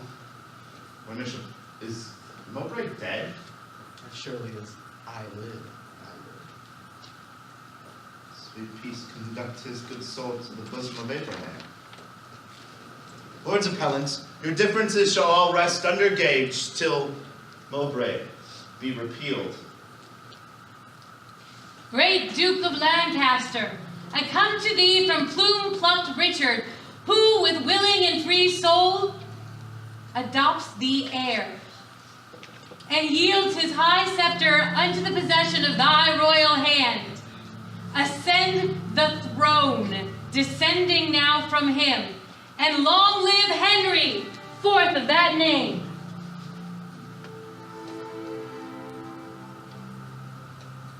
I will ascend to the regal throne. Mary, God forbid. Worst, in this royal presence may I speak, yet best beseeming me to speak the truth. Would God that any in this noble presence were enough noble to be upright judge of noble Richard, and then true noblesse would learn him forbearance from so foul a wrong. What subject can give sentence on his king? And who sits here that is not Richard's subject? Thieves are not judged, but they are biding here, although apparent guilt be seen in them. And shall the figure of God's majesty, his captain, steward, deputy-elect, anointed, crowned, planted many years, be judged by subject in inferior breath, and he himself not present? Oh, forfended God, that in a Christian climate souls refined should show so heinous black obscene a deed. I speak to subjects, and a subject speaks, stirred up by God, thus boldly for his king. My Lord of Hereford here, whom you call king, is a foul traitor to proud Hereford's king, and if you crown him, they prophesy. Blood of English shall manure the ground, and future ages groan for this foul act. Peace shall go to sleep with Turks and infidels, and in this seat of peace, tumultuous wars shall kin with kin and kind with kind confound. Disorder, horror, fear, and mutiny shall here inhabit, and this land be called the field of Golgotha, dead men's skulls.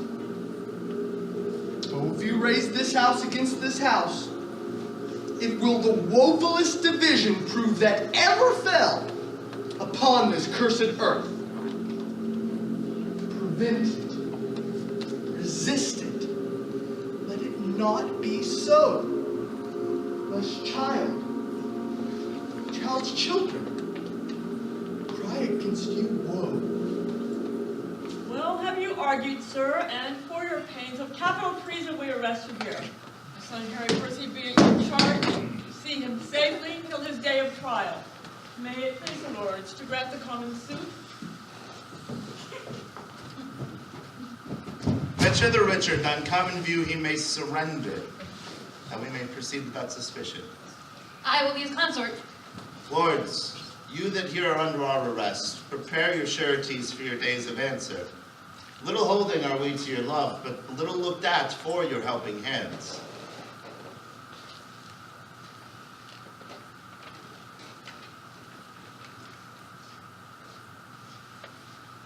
Well, why am I sent for to a king, before I have shook off the regal thoughts wherewith I reign?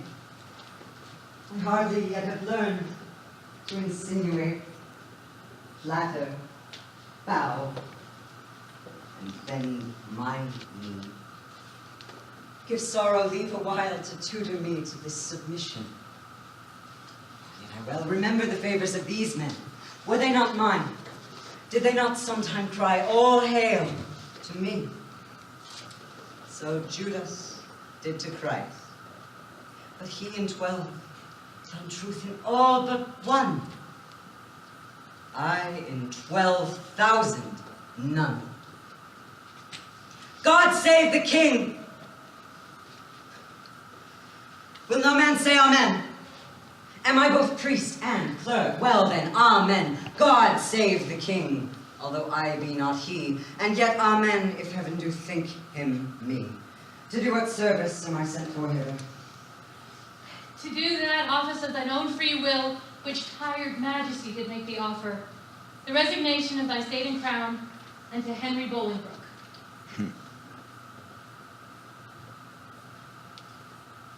Give me the crown.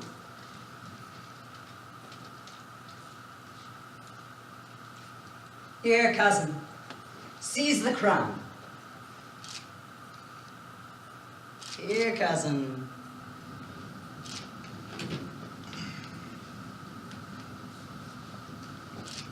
On this side, my hand. On that side, thine. Now is this golden crown like a deep well that owes two buckets filling one another. The emptier ever dancing in the air, the other down, unseen and full of water. That bucket down and full of tears am I, drinking my griefs whilst you mount up on high. So you've been contented to resign the crown? My crown I am, but still my griefs are mine. You may my glories and my state depose, but not my griefs. Still am I, king of those. But if your griefs you give me with your crown. Your cares set up do not pluck my cares down. My care is loss of care by old care done. Your care is gain of care by new care won. The cares I give I have, though given away. They tend the crown, yet still with me they stay. Are you contented to resign the crown? I know. No. I. For I must nothing be. Therefore, no, no. For I resign to thee. Now mark me, how I will undo myself.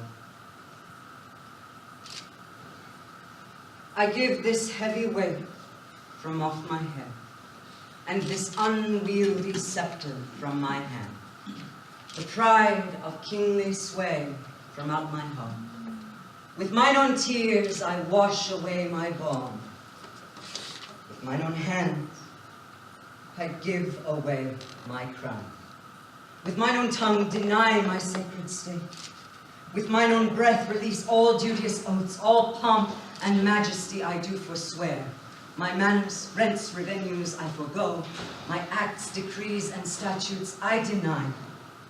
God pardon all oaths are broke to me. God keep all vows unbroke are made to thee.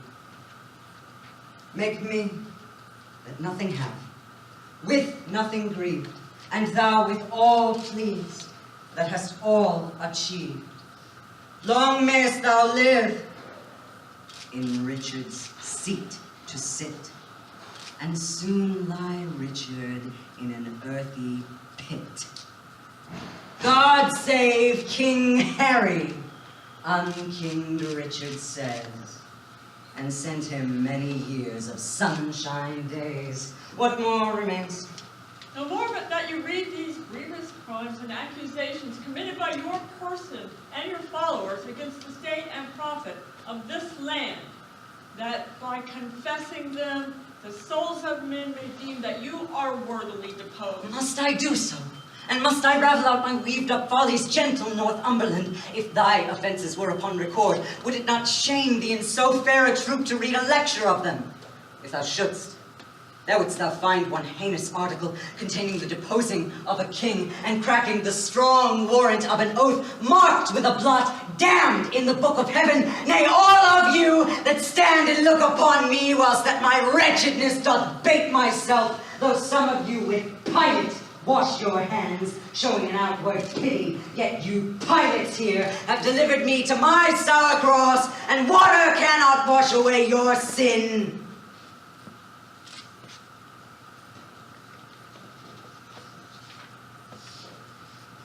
My eyes are full of tears. I cannot see. And yet salt water blinds them. Not so much, but they can see a sort of traitors here. Yea, if I turn mine eyes upon myself, I find myself a traitor with the rest. For here have I given my soul's consent to indeck the pompous body of a king, make glory base and sovereignty a slave, proud majesty a subject, state a peasant. My lord! No lord of thine thou art, insulting woman, nor no man's lord. I have no name, no title.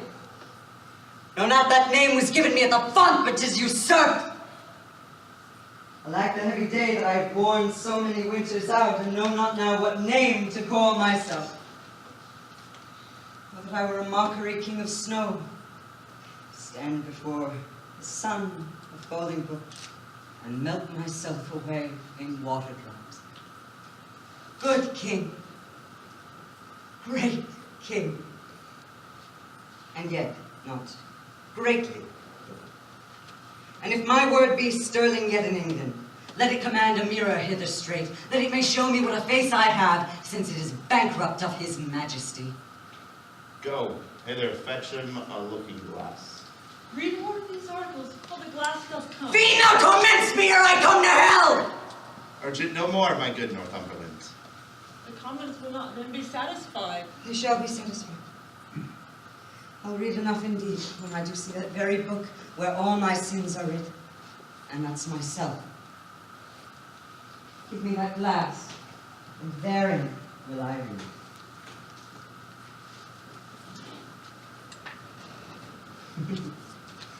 No deeper wrinkles yet. But sorrow struck so many blows upon this face of mine and made no deeper wounds. Oh, flattering glass, like to my followers in prosperity, thou dost beguile me. Is this the face that every day under his household roof did keep 10,000 men? Is this the face that like the sun did make beholders wink? Is this face the face that faced so many follies? It was at last outfaced by Bolingbroke. A brittle glory shineth in this face. As brittle as the glory is the face. But there it is, cracked in 100 shivers. Mark, silent king, the moral of this sport. How soon my sorrow hath destroyed my face. The shadow of your sorrow hath destroyed the shadow of your face. Say that again! The shadow of my sorrow. Oh, let's see.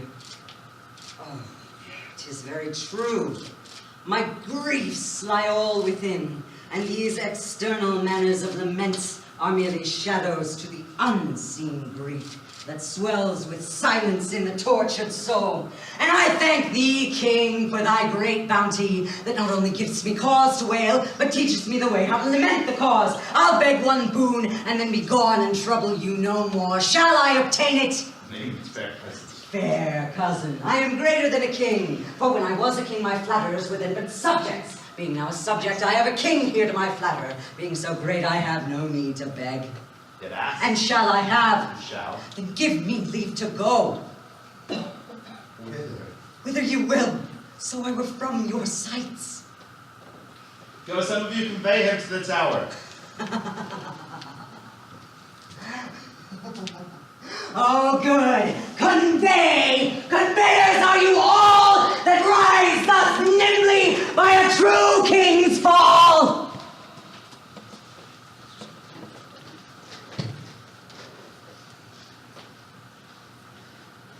Next Wednesday, we solemnly set our coronation date. Lords, prepare yourselves.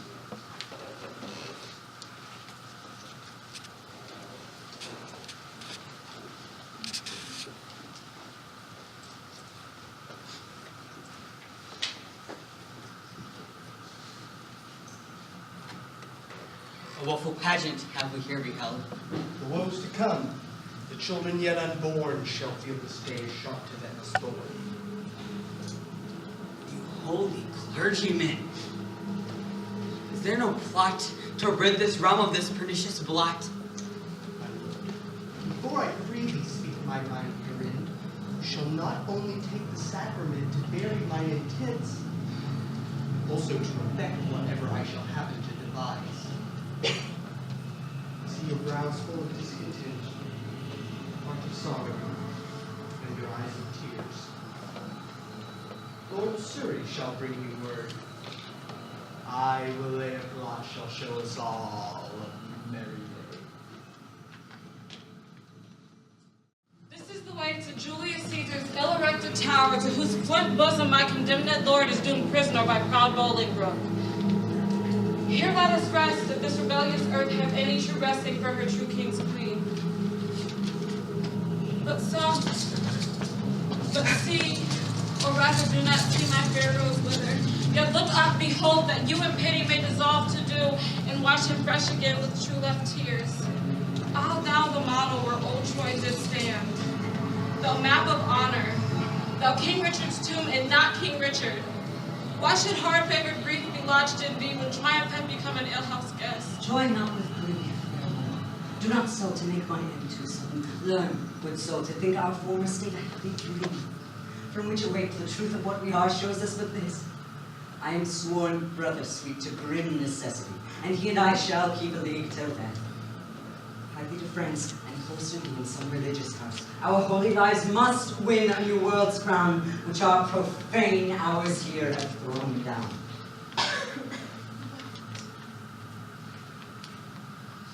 Is my Richard both in shape and mind transformed and weakened? Hath Bolingbroke deposed thine intellect? Hath he been in thy heart? The lion dying thrusteth forth its paw and wounds the earth, if nothing with rage to be o'erpowered. And wilt thou, pupil-like, take the correction, mildly kiss the rod? Art thou the lion and a king of beasts? A king of beasts, indeed. If aught but beasts, I had been still a happy king of men. Would sometime, queen, prepare thee hence for France. Think I am dead, and even here thou takes, as from my deathbed, thy last living leave.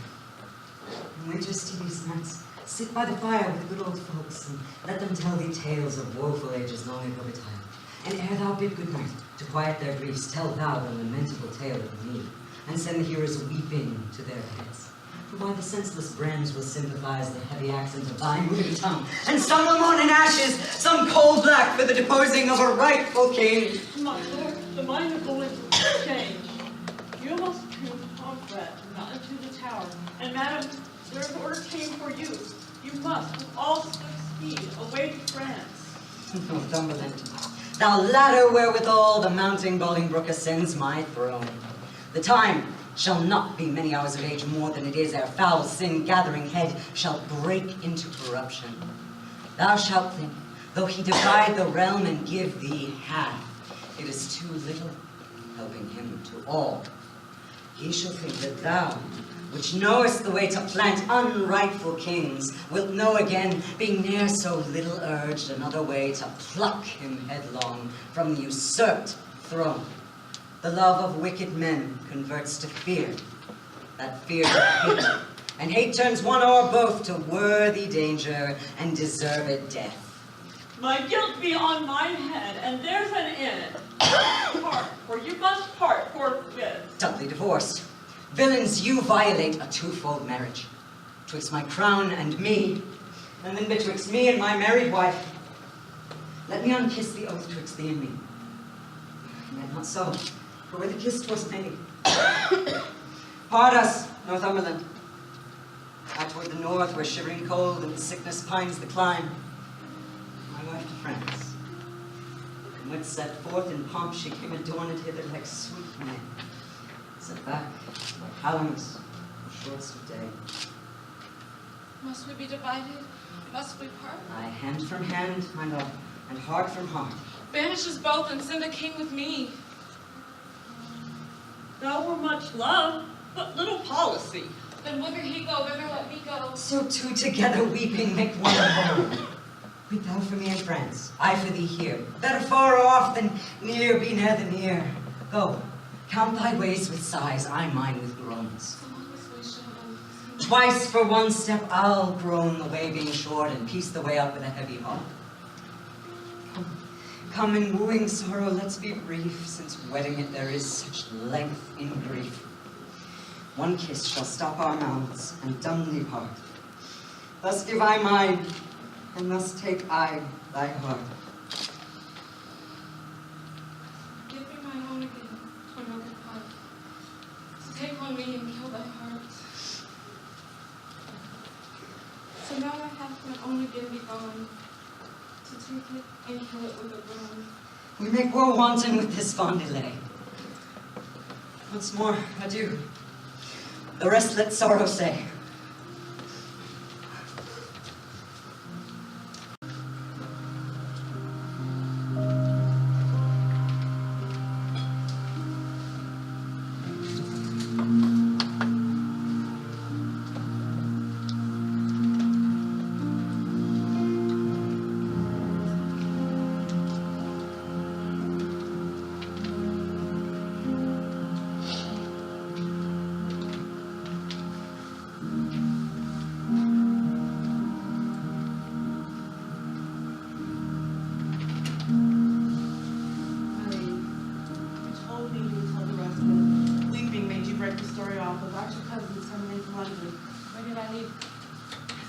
Stop, lady.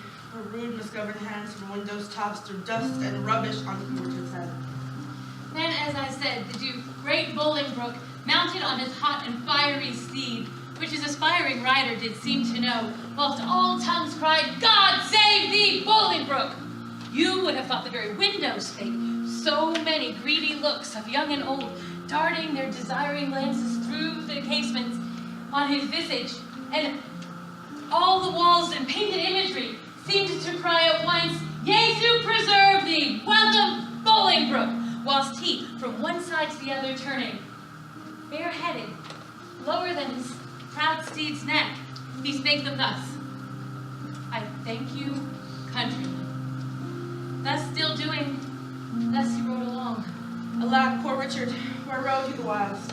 As in theater, the eyes of men, when a well-graced actor has left the stage, are idly turned on him who does enter next, thinking his prattle tedious. Even so, or with much more contempt, scowl men's eyes on gentle Richard. No tongue cried, God save him. No joyful man gave him his welcome home. But dust was thrown on his sacred head, which with such gentle sorrow he shook off, his face combating tears and smiles, the badges of his grief and patience. That had not God for some strong reason steeled the hearts of men, they would perforce have melted, and barbarism itself have pitied him. But heaven hath a hand in these events, to whose high will we bound our calm contents. To Bolingbroke are we sworn subjects now, whose honor and state I allow. Here comes my son, Almerle. Almerle that was, but is lost for being Richard's friend, and, madam, you must say Rutland's now. I am at Parliament pledged for his truth and fealty to the new king. Welcome, my son. Who are the violets now that strew the green lap of the new-come spring? Madam, I know not, nor I greatly care not. God knows that has leaked me during this one. Well, may bear you well in this new spring of time, lest you be propped before your prime. What news from Oxford? Do these jousts and triumphs hold? For aught I know, mother, they do. Well, you will be there, I know. If God prevent not, I purpose so. What is this seal that hangs without that bosom? You lookest thou pale? Let me see the writing. Madam, 'tis nothing. Why, then 'tis no matter who see it. I will be satisfied. Let me see the writing. I do beseech your grace, pardon me. It is a matter of small consequence, which for some reasons I would not have seen. Which for some reasons, sir, I will see. I fear. What should you fear? 'Tis nothing but some bond that he has entered into, for gay apparel against the triumph day. Bound to himself? What doth he with the bond that he is bound to? Wife, you are a fool. Boy, let me see the writing. I do beseech you, pardon me, I may not show it. I will be satisfied. Let me see it, I say.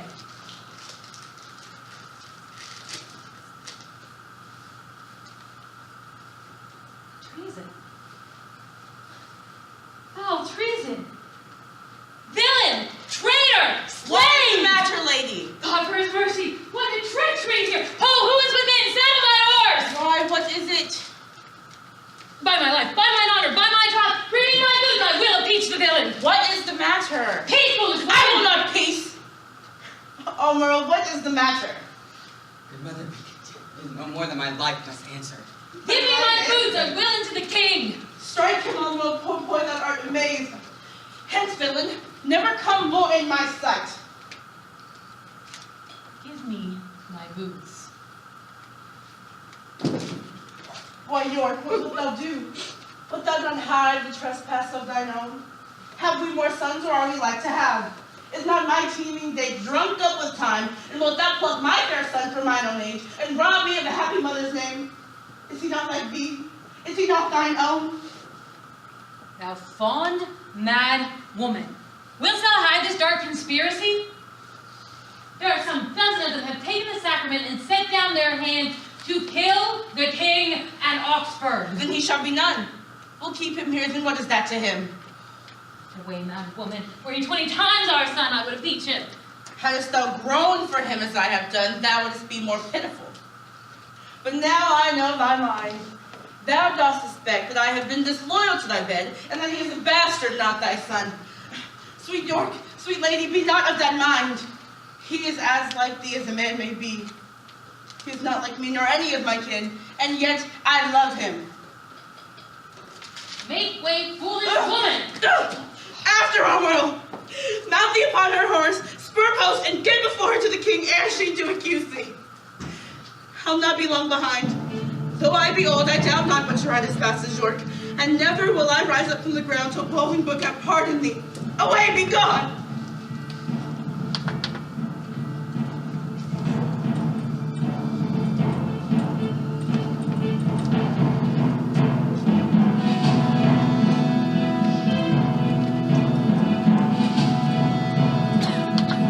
Tell me of my unthrifty son.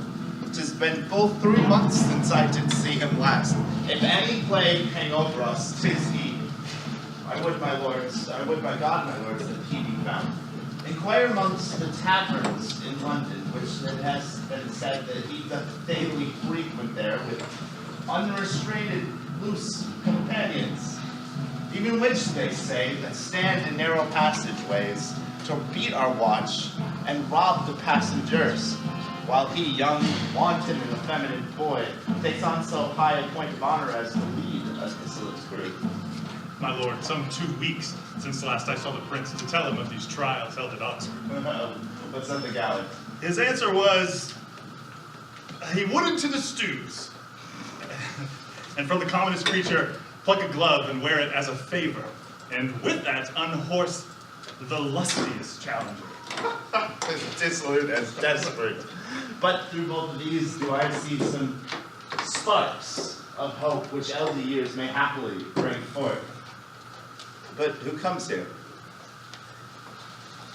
Where's the king? What makes our cousin look and stare so wildly? God save your grace. I do beseech your majesty to have some conference with your grace alone. Enjoy yourselves and leave us here.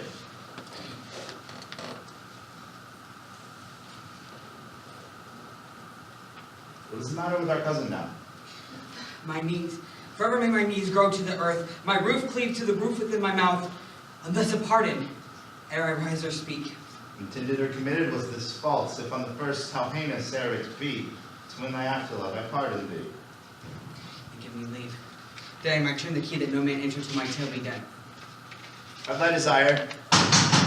My liege, beware! Look to thyself, thou hast a traitor in thy presence there!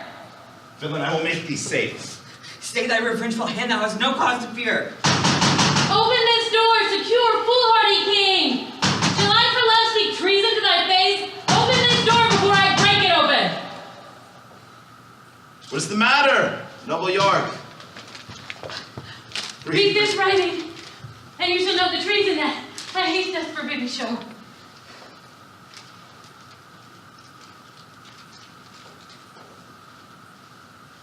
Remember as thou readest thy promise past. I do repent me. Read not my name there. My heart is not confederate with my hand. It was, villain, when thy hand had set it down. I tore it from the traitor's bosom, king, and it is his fear, not his love, that begets his penitence. Forget to pity him, lest thy pity become a serpent, which will sting thee to the heart. O strong, heinous, bold conspiracy.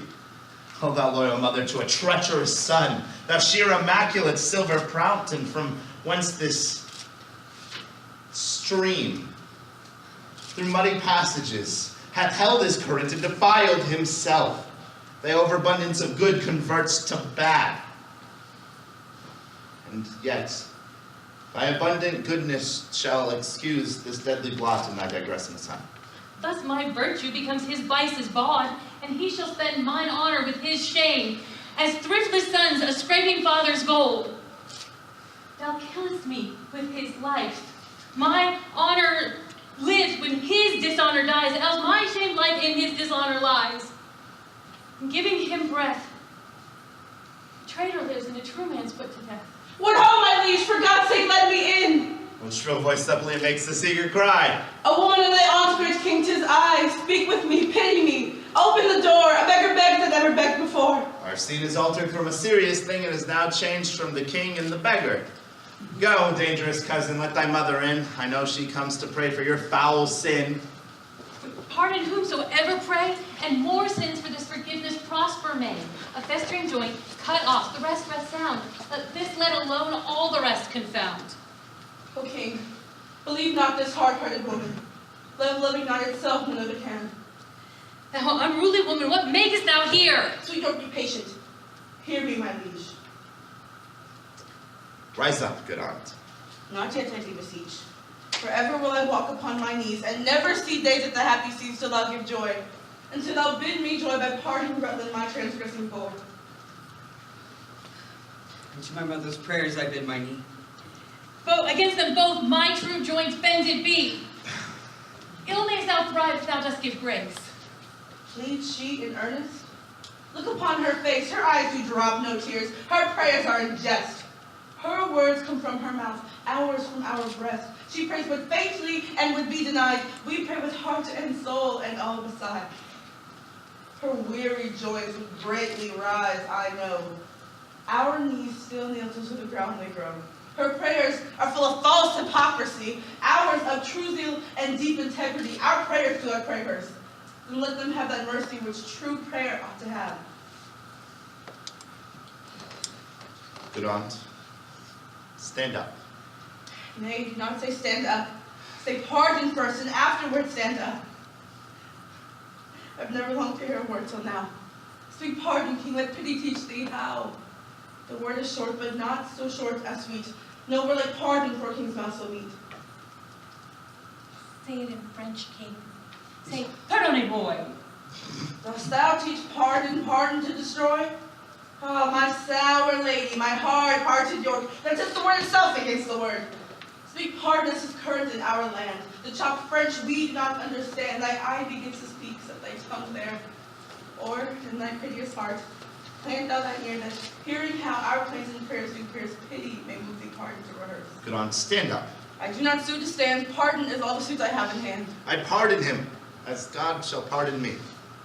Oh, happy vantage of a kneeling knee. Yet am I sick for fear. Speak it again. Twice saying pardon doth not pardon twain, but makes one pardon strong.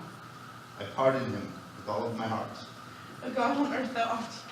But for the Bishop of Carlisle and the rest of this consorted crew, destruction straight shall dog them at their heels. Go, good York, order several powers to Oxford or where'er these rebels be held.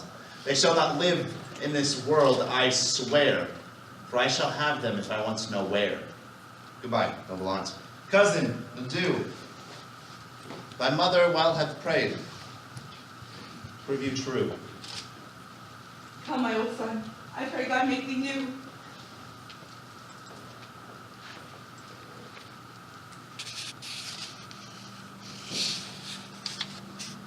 Thou not mark the king? What words he spake? Have I no friend will rid me of this living fear? These were his very words. Was it not so? Have I no friend, quoth he. He spake it twice, and urged it twice together, did he not? He did. And speaking it, he wishfully looked on me, as who should say, I would thou wert the man that would divorce this terror from my heart. Meaning the king of Pomfrey. Come, let's go. I am the king's friend, and I will rid his foe.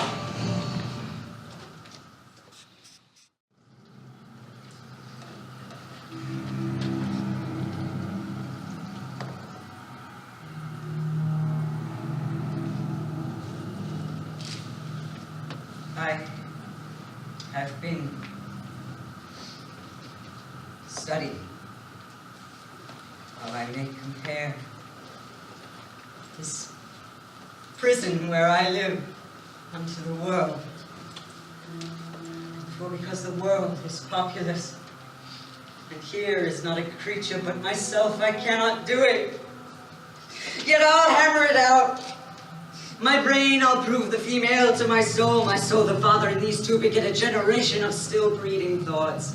And these same thoughts people this little world in humors like the people of this world. For no thought is contented. The better sort is thoughts of things divine are intermixed with scruples, and do set the word itself against the word, as thus. Come, little ones. And then again, it is as hard to come as for a camel to thread the postern of a small needle's eye. Thoughts tending to ambition, they do plot unlikely wonders, how these vain weak nails may tear a passage through the flinty ribs of this hard world, my ragged prison walls, and for they cannot die in their own pride. Thoughts tending to content, flatter themselves that they are not the first of fortune's slaves, nor shall not be the last, like silly beggars who in stocks refuge their shame, that many have and others must sit there, and in this thought they find a kind of ease, bearing their own misfortunes on the back of such as have before endured the like. Thus lay I in one person, many people, and none contented. Sometimes I am a king, and treasons make me wish myself a beggar, and so I am. Then crushing penury persuades me I was better when a king. Then am I kinged again, and by think I am unkinged by Bolingbroke, and straight am nothing but whate'er I be, nor I, nor any man that but man is, with nothing shall be pleased, till he be eased with being nothing.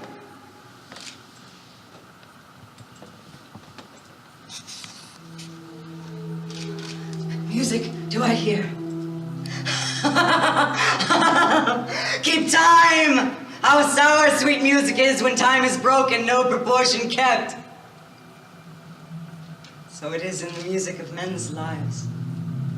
And here I have the daintiness of ear to check time broken in disordered string. But for the concord of my state and time had not an ear to hear my true time broke. I wasted time, and now doth time waste me, for now hath time made me his numbering clock. My thoughts are minutes, and with sighs they jar their watches out unto mine eyes, the outward watch, whereto my finger like a dial's point is pointing still and cleansing them from tears. Now, sir, the sound which tells what hour it is are clamorous groans which strike upon my heart, which is the bell. So sighs and tears and groans show minutes, times, and hours. But my time runs posting on in Bolingbroke's proud joy, while I stand fooling here as jack of the clock. This music mads me! Let it sound no more, for though it have hope madmen to their wits, in me it seems it will make wise men mad!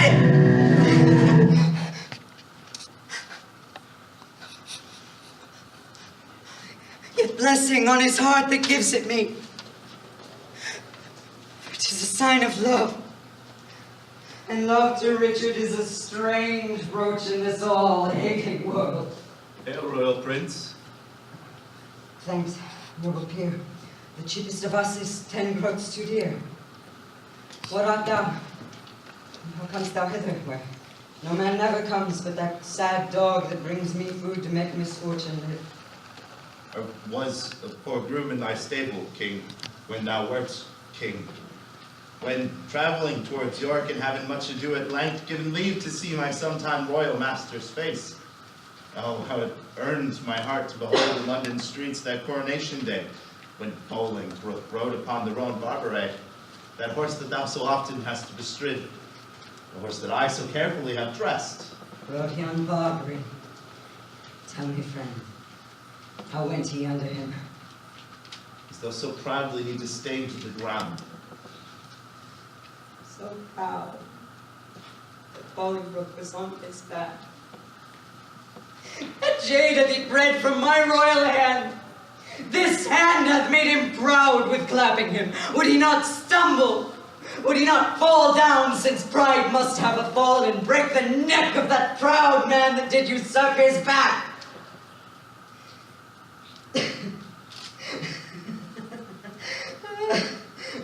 Forgiveness, horse.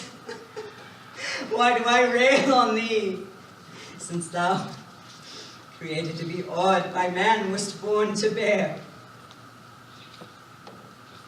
I was not made a horse, and yet I bear a burden like an ass, spurred, galled, and tired by jouncing Bolingbroke. Fellow, give peace. You're wrong, sir. If thou love me, 'tis time thou wert away. My tongue dares not, my heart to say.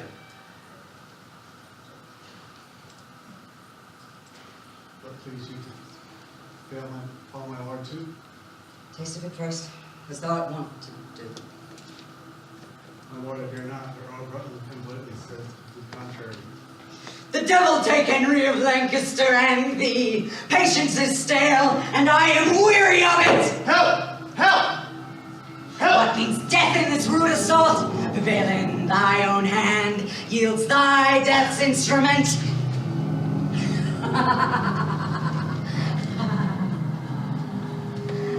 Go thou and fill another room in hell.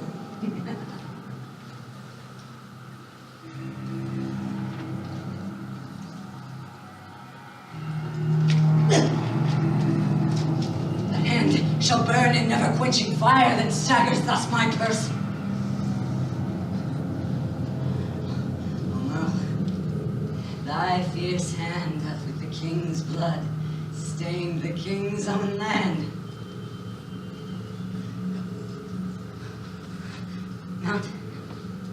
Mount, my soul. Thy seat is up on high, whilst my gross flesh sinks downward here to die.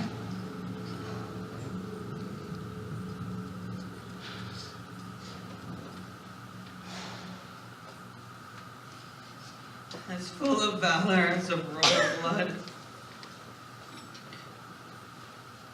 Both have I spilled.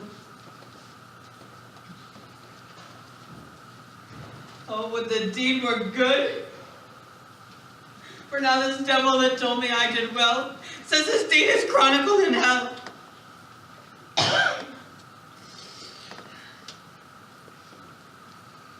This dead king to the living king I'll bear. Take hence the rest, and give them burial here.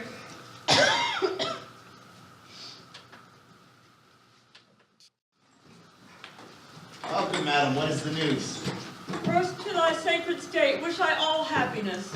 The next news is I have to London sent the heads of Oxford, Salisbury, Blunt, and Kent. The manner of their taking may appear at large discoursed in this paper here. We thank thee, Percy, for thy gains. My lord, I have from Oxford sent to London the heads of Brocas and Sir Bennet Seeley, two of the dangerous consorted traitors that sought at Oxford thy dire overthrow.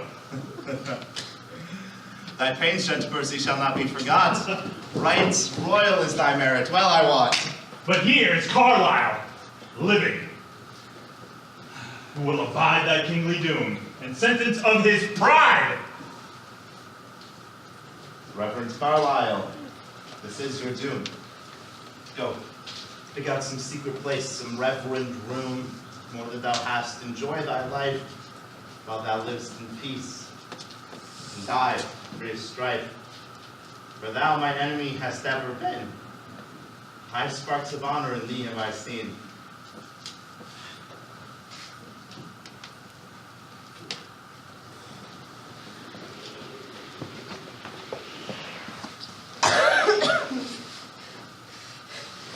Brick King, within this coffin I present thy buried fear.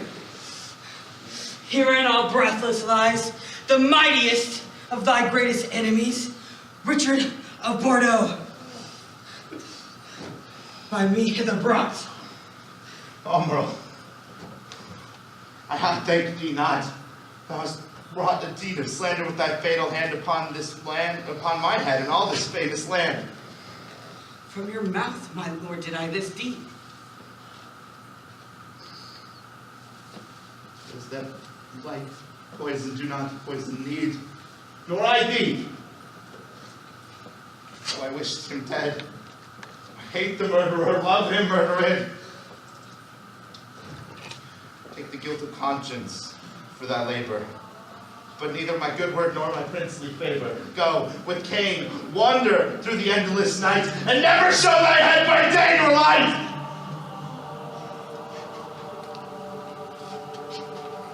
Prince, I do protest, my soul is full of woe. The blood should sprinkle me to make me grow. Come, Lord, with me, for I do lament, and put on sullen black incontinent. I'll make a voyage to the Holy Land to wash this blood from off my guilty hand. March sadly after, grace my morning's here. After this untimely bier,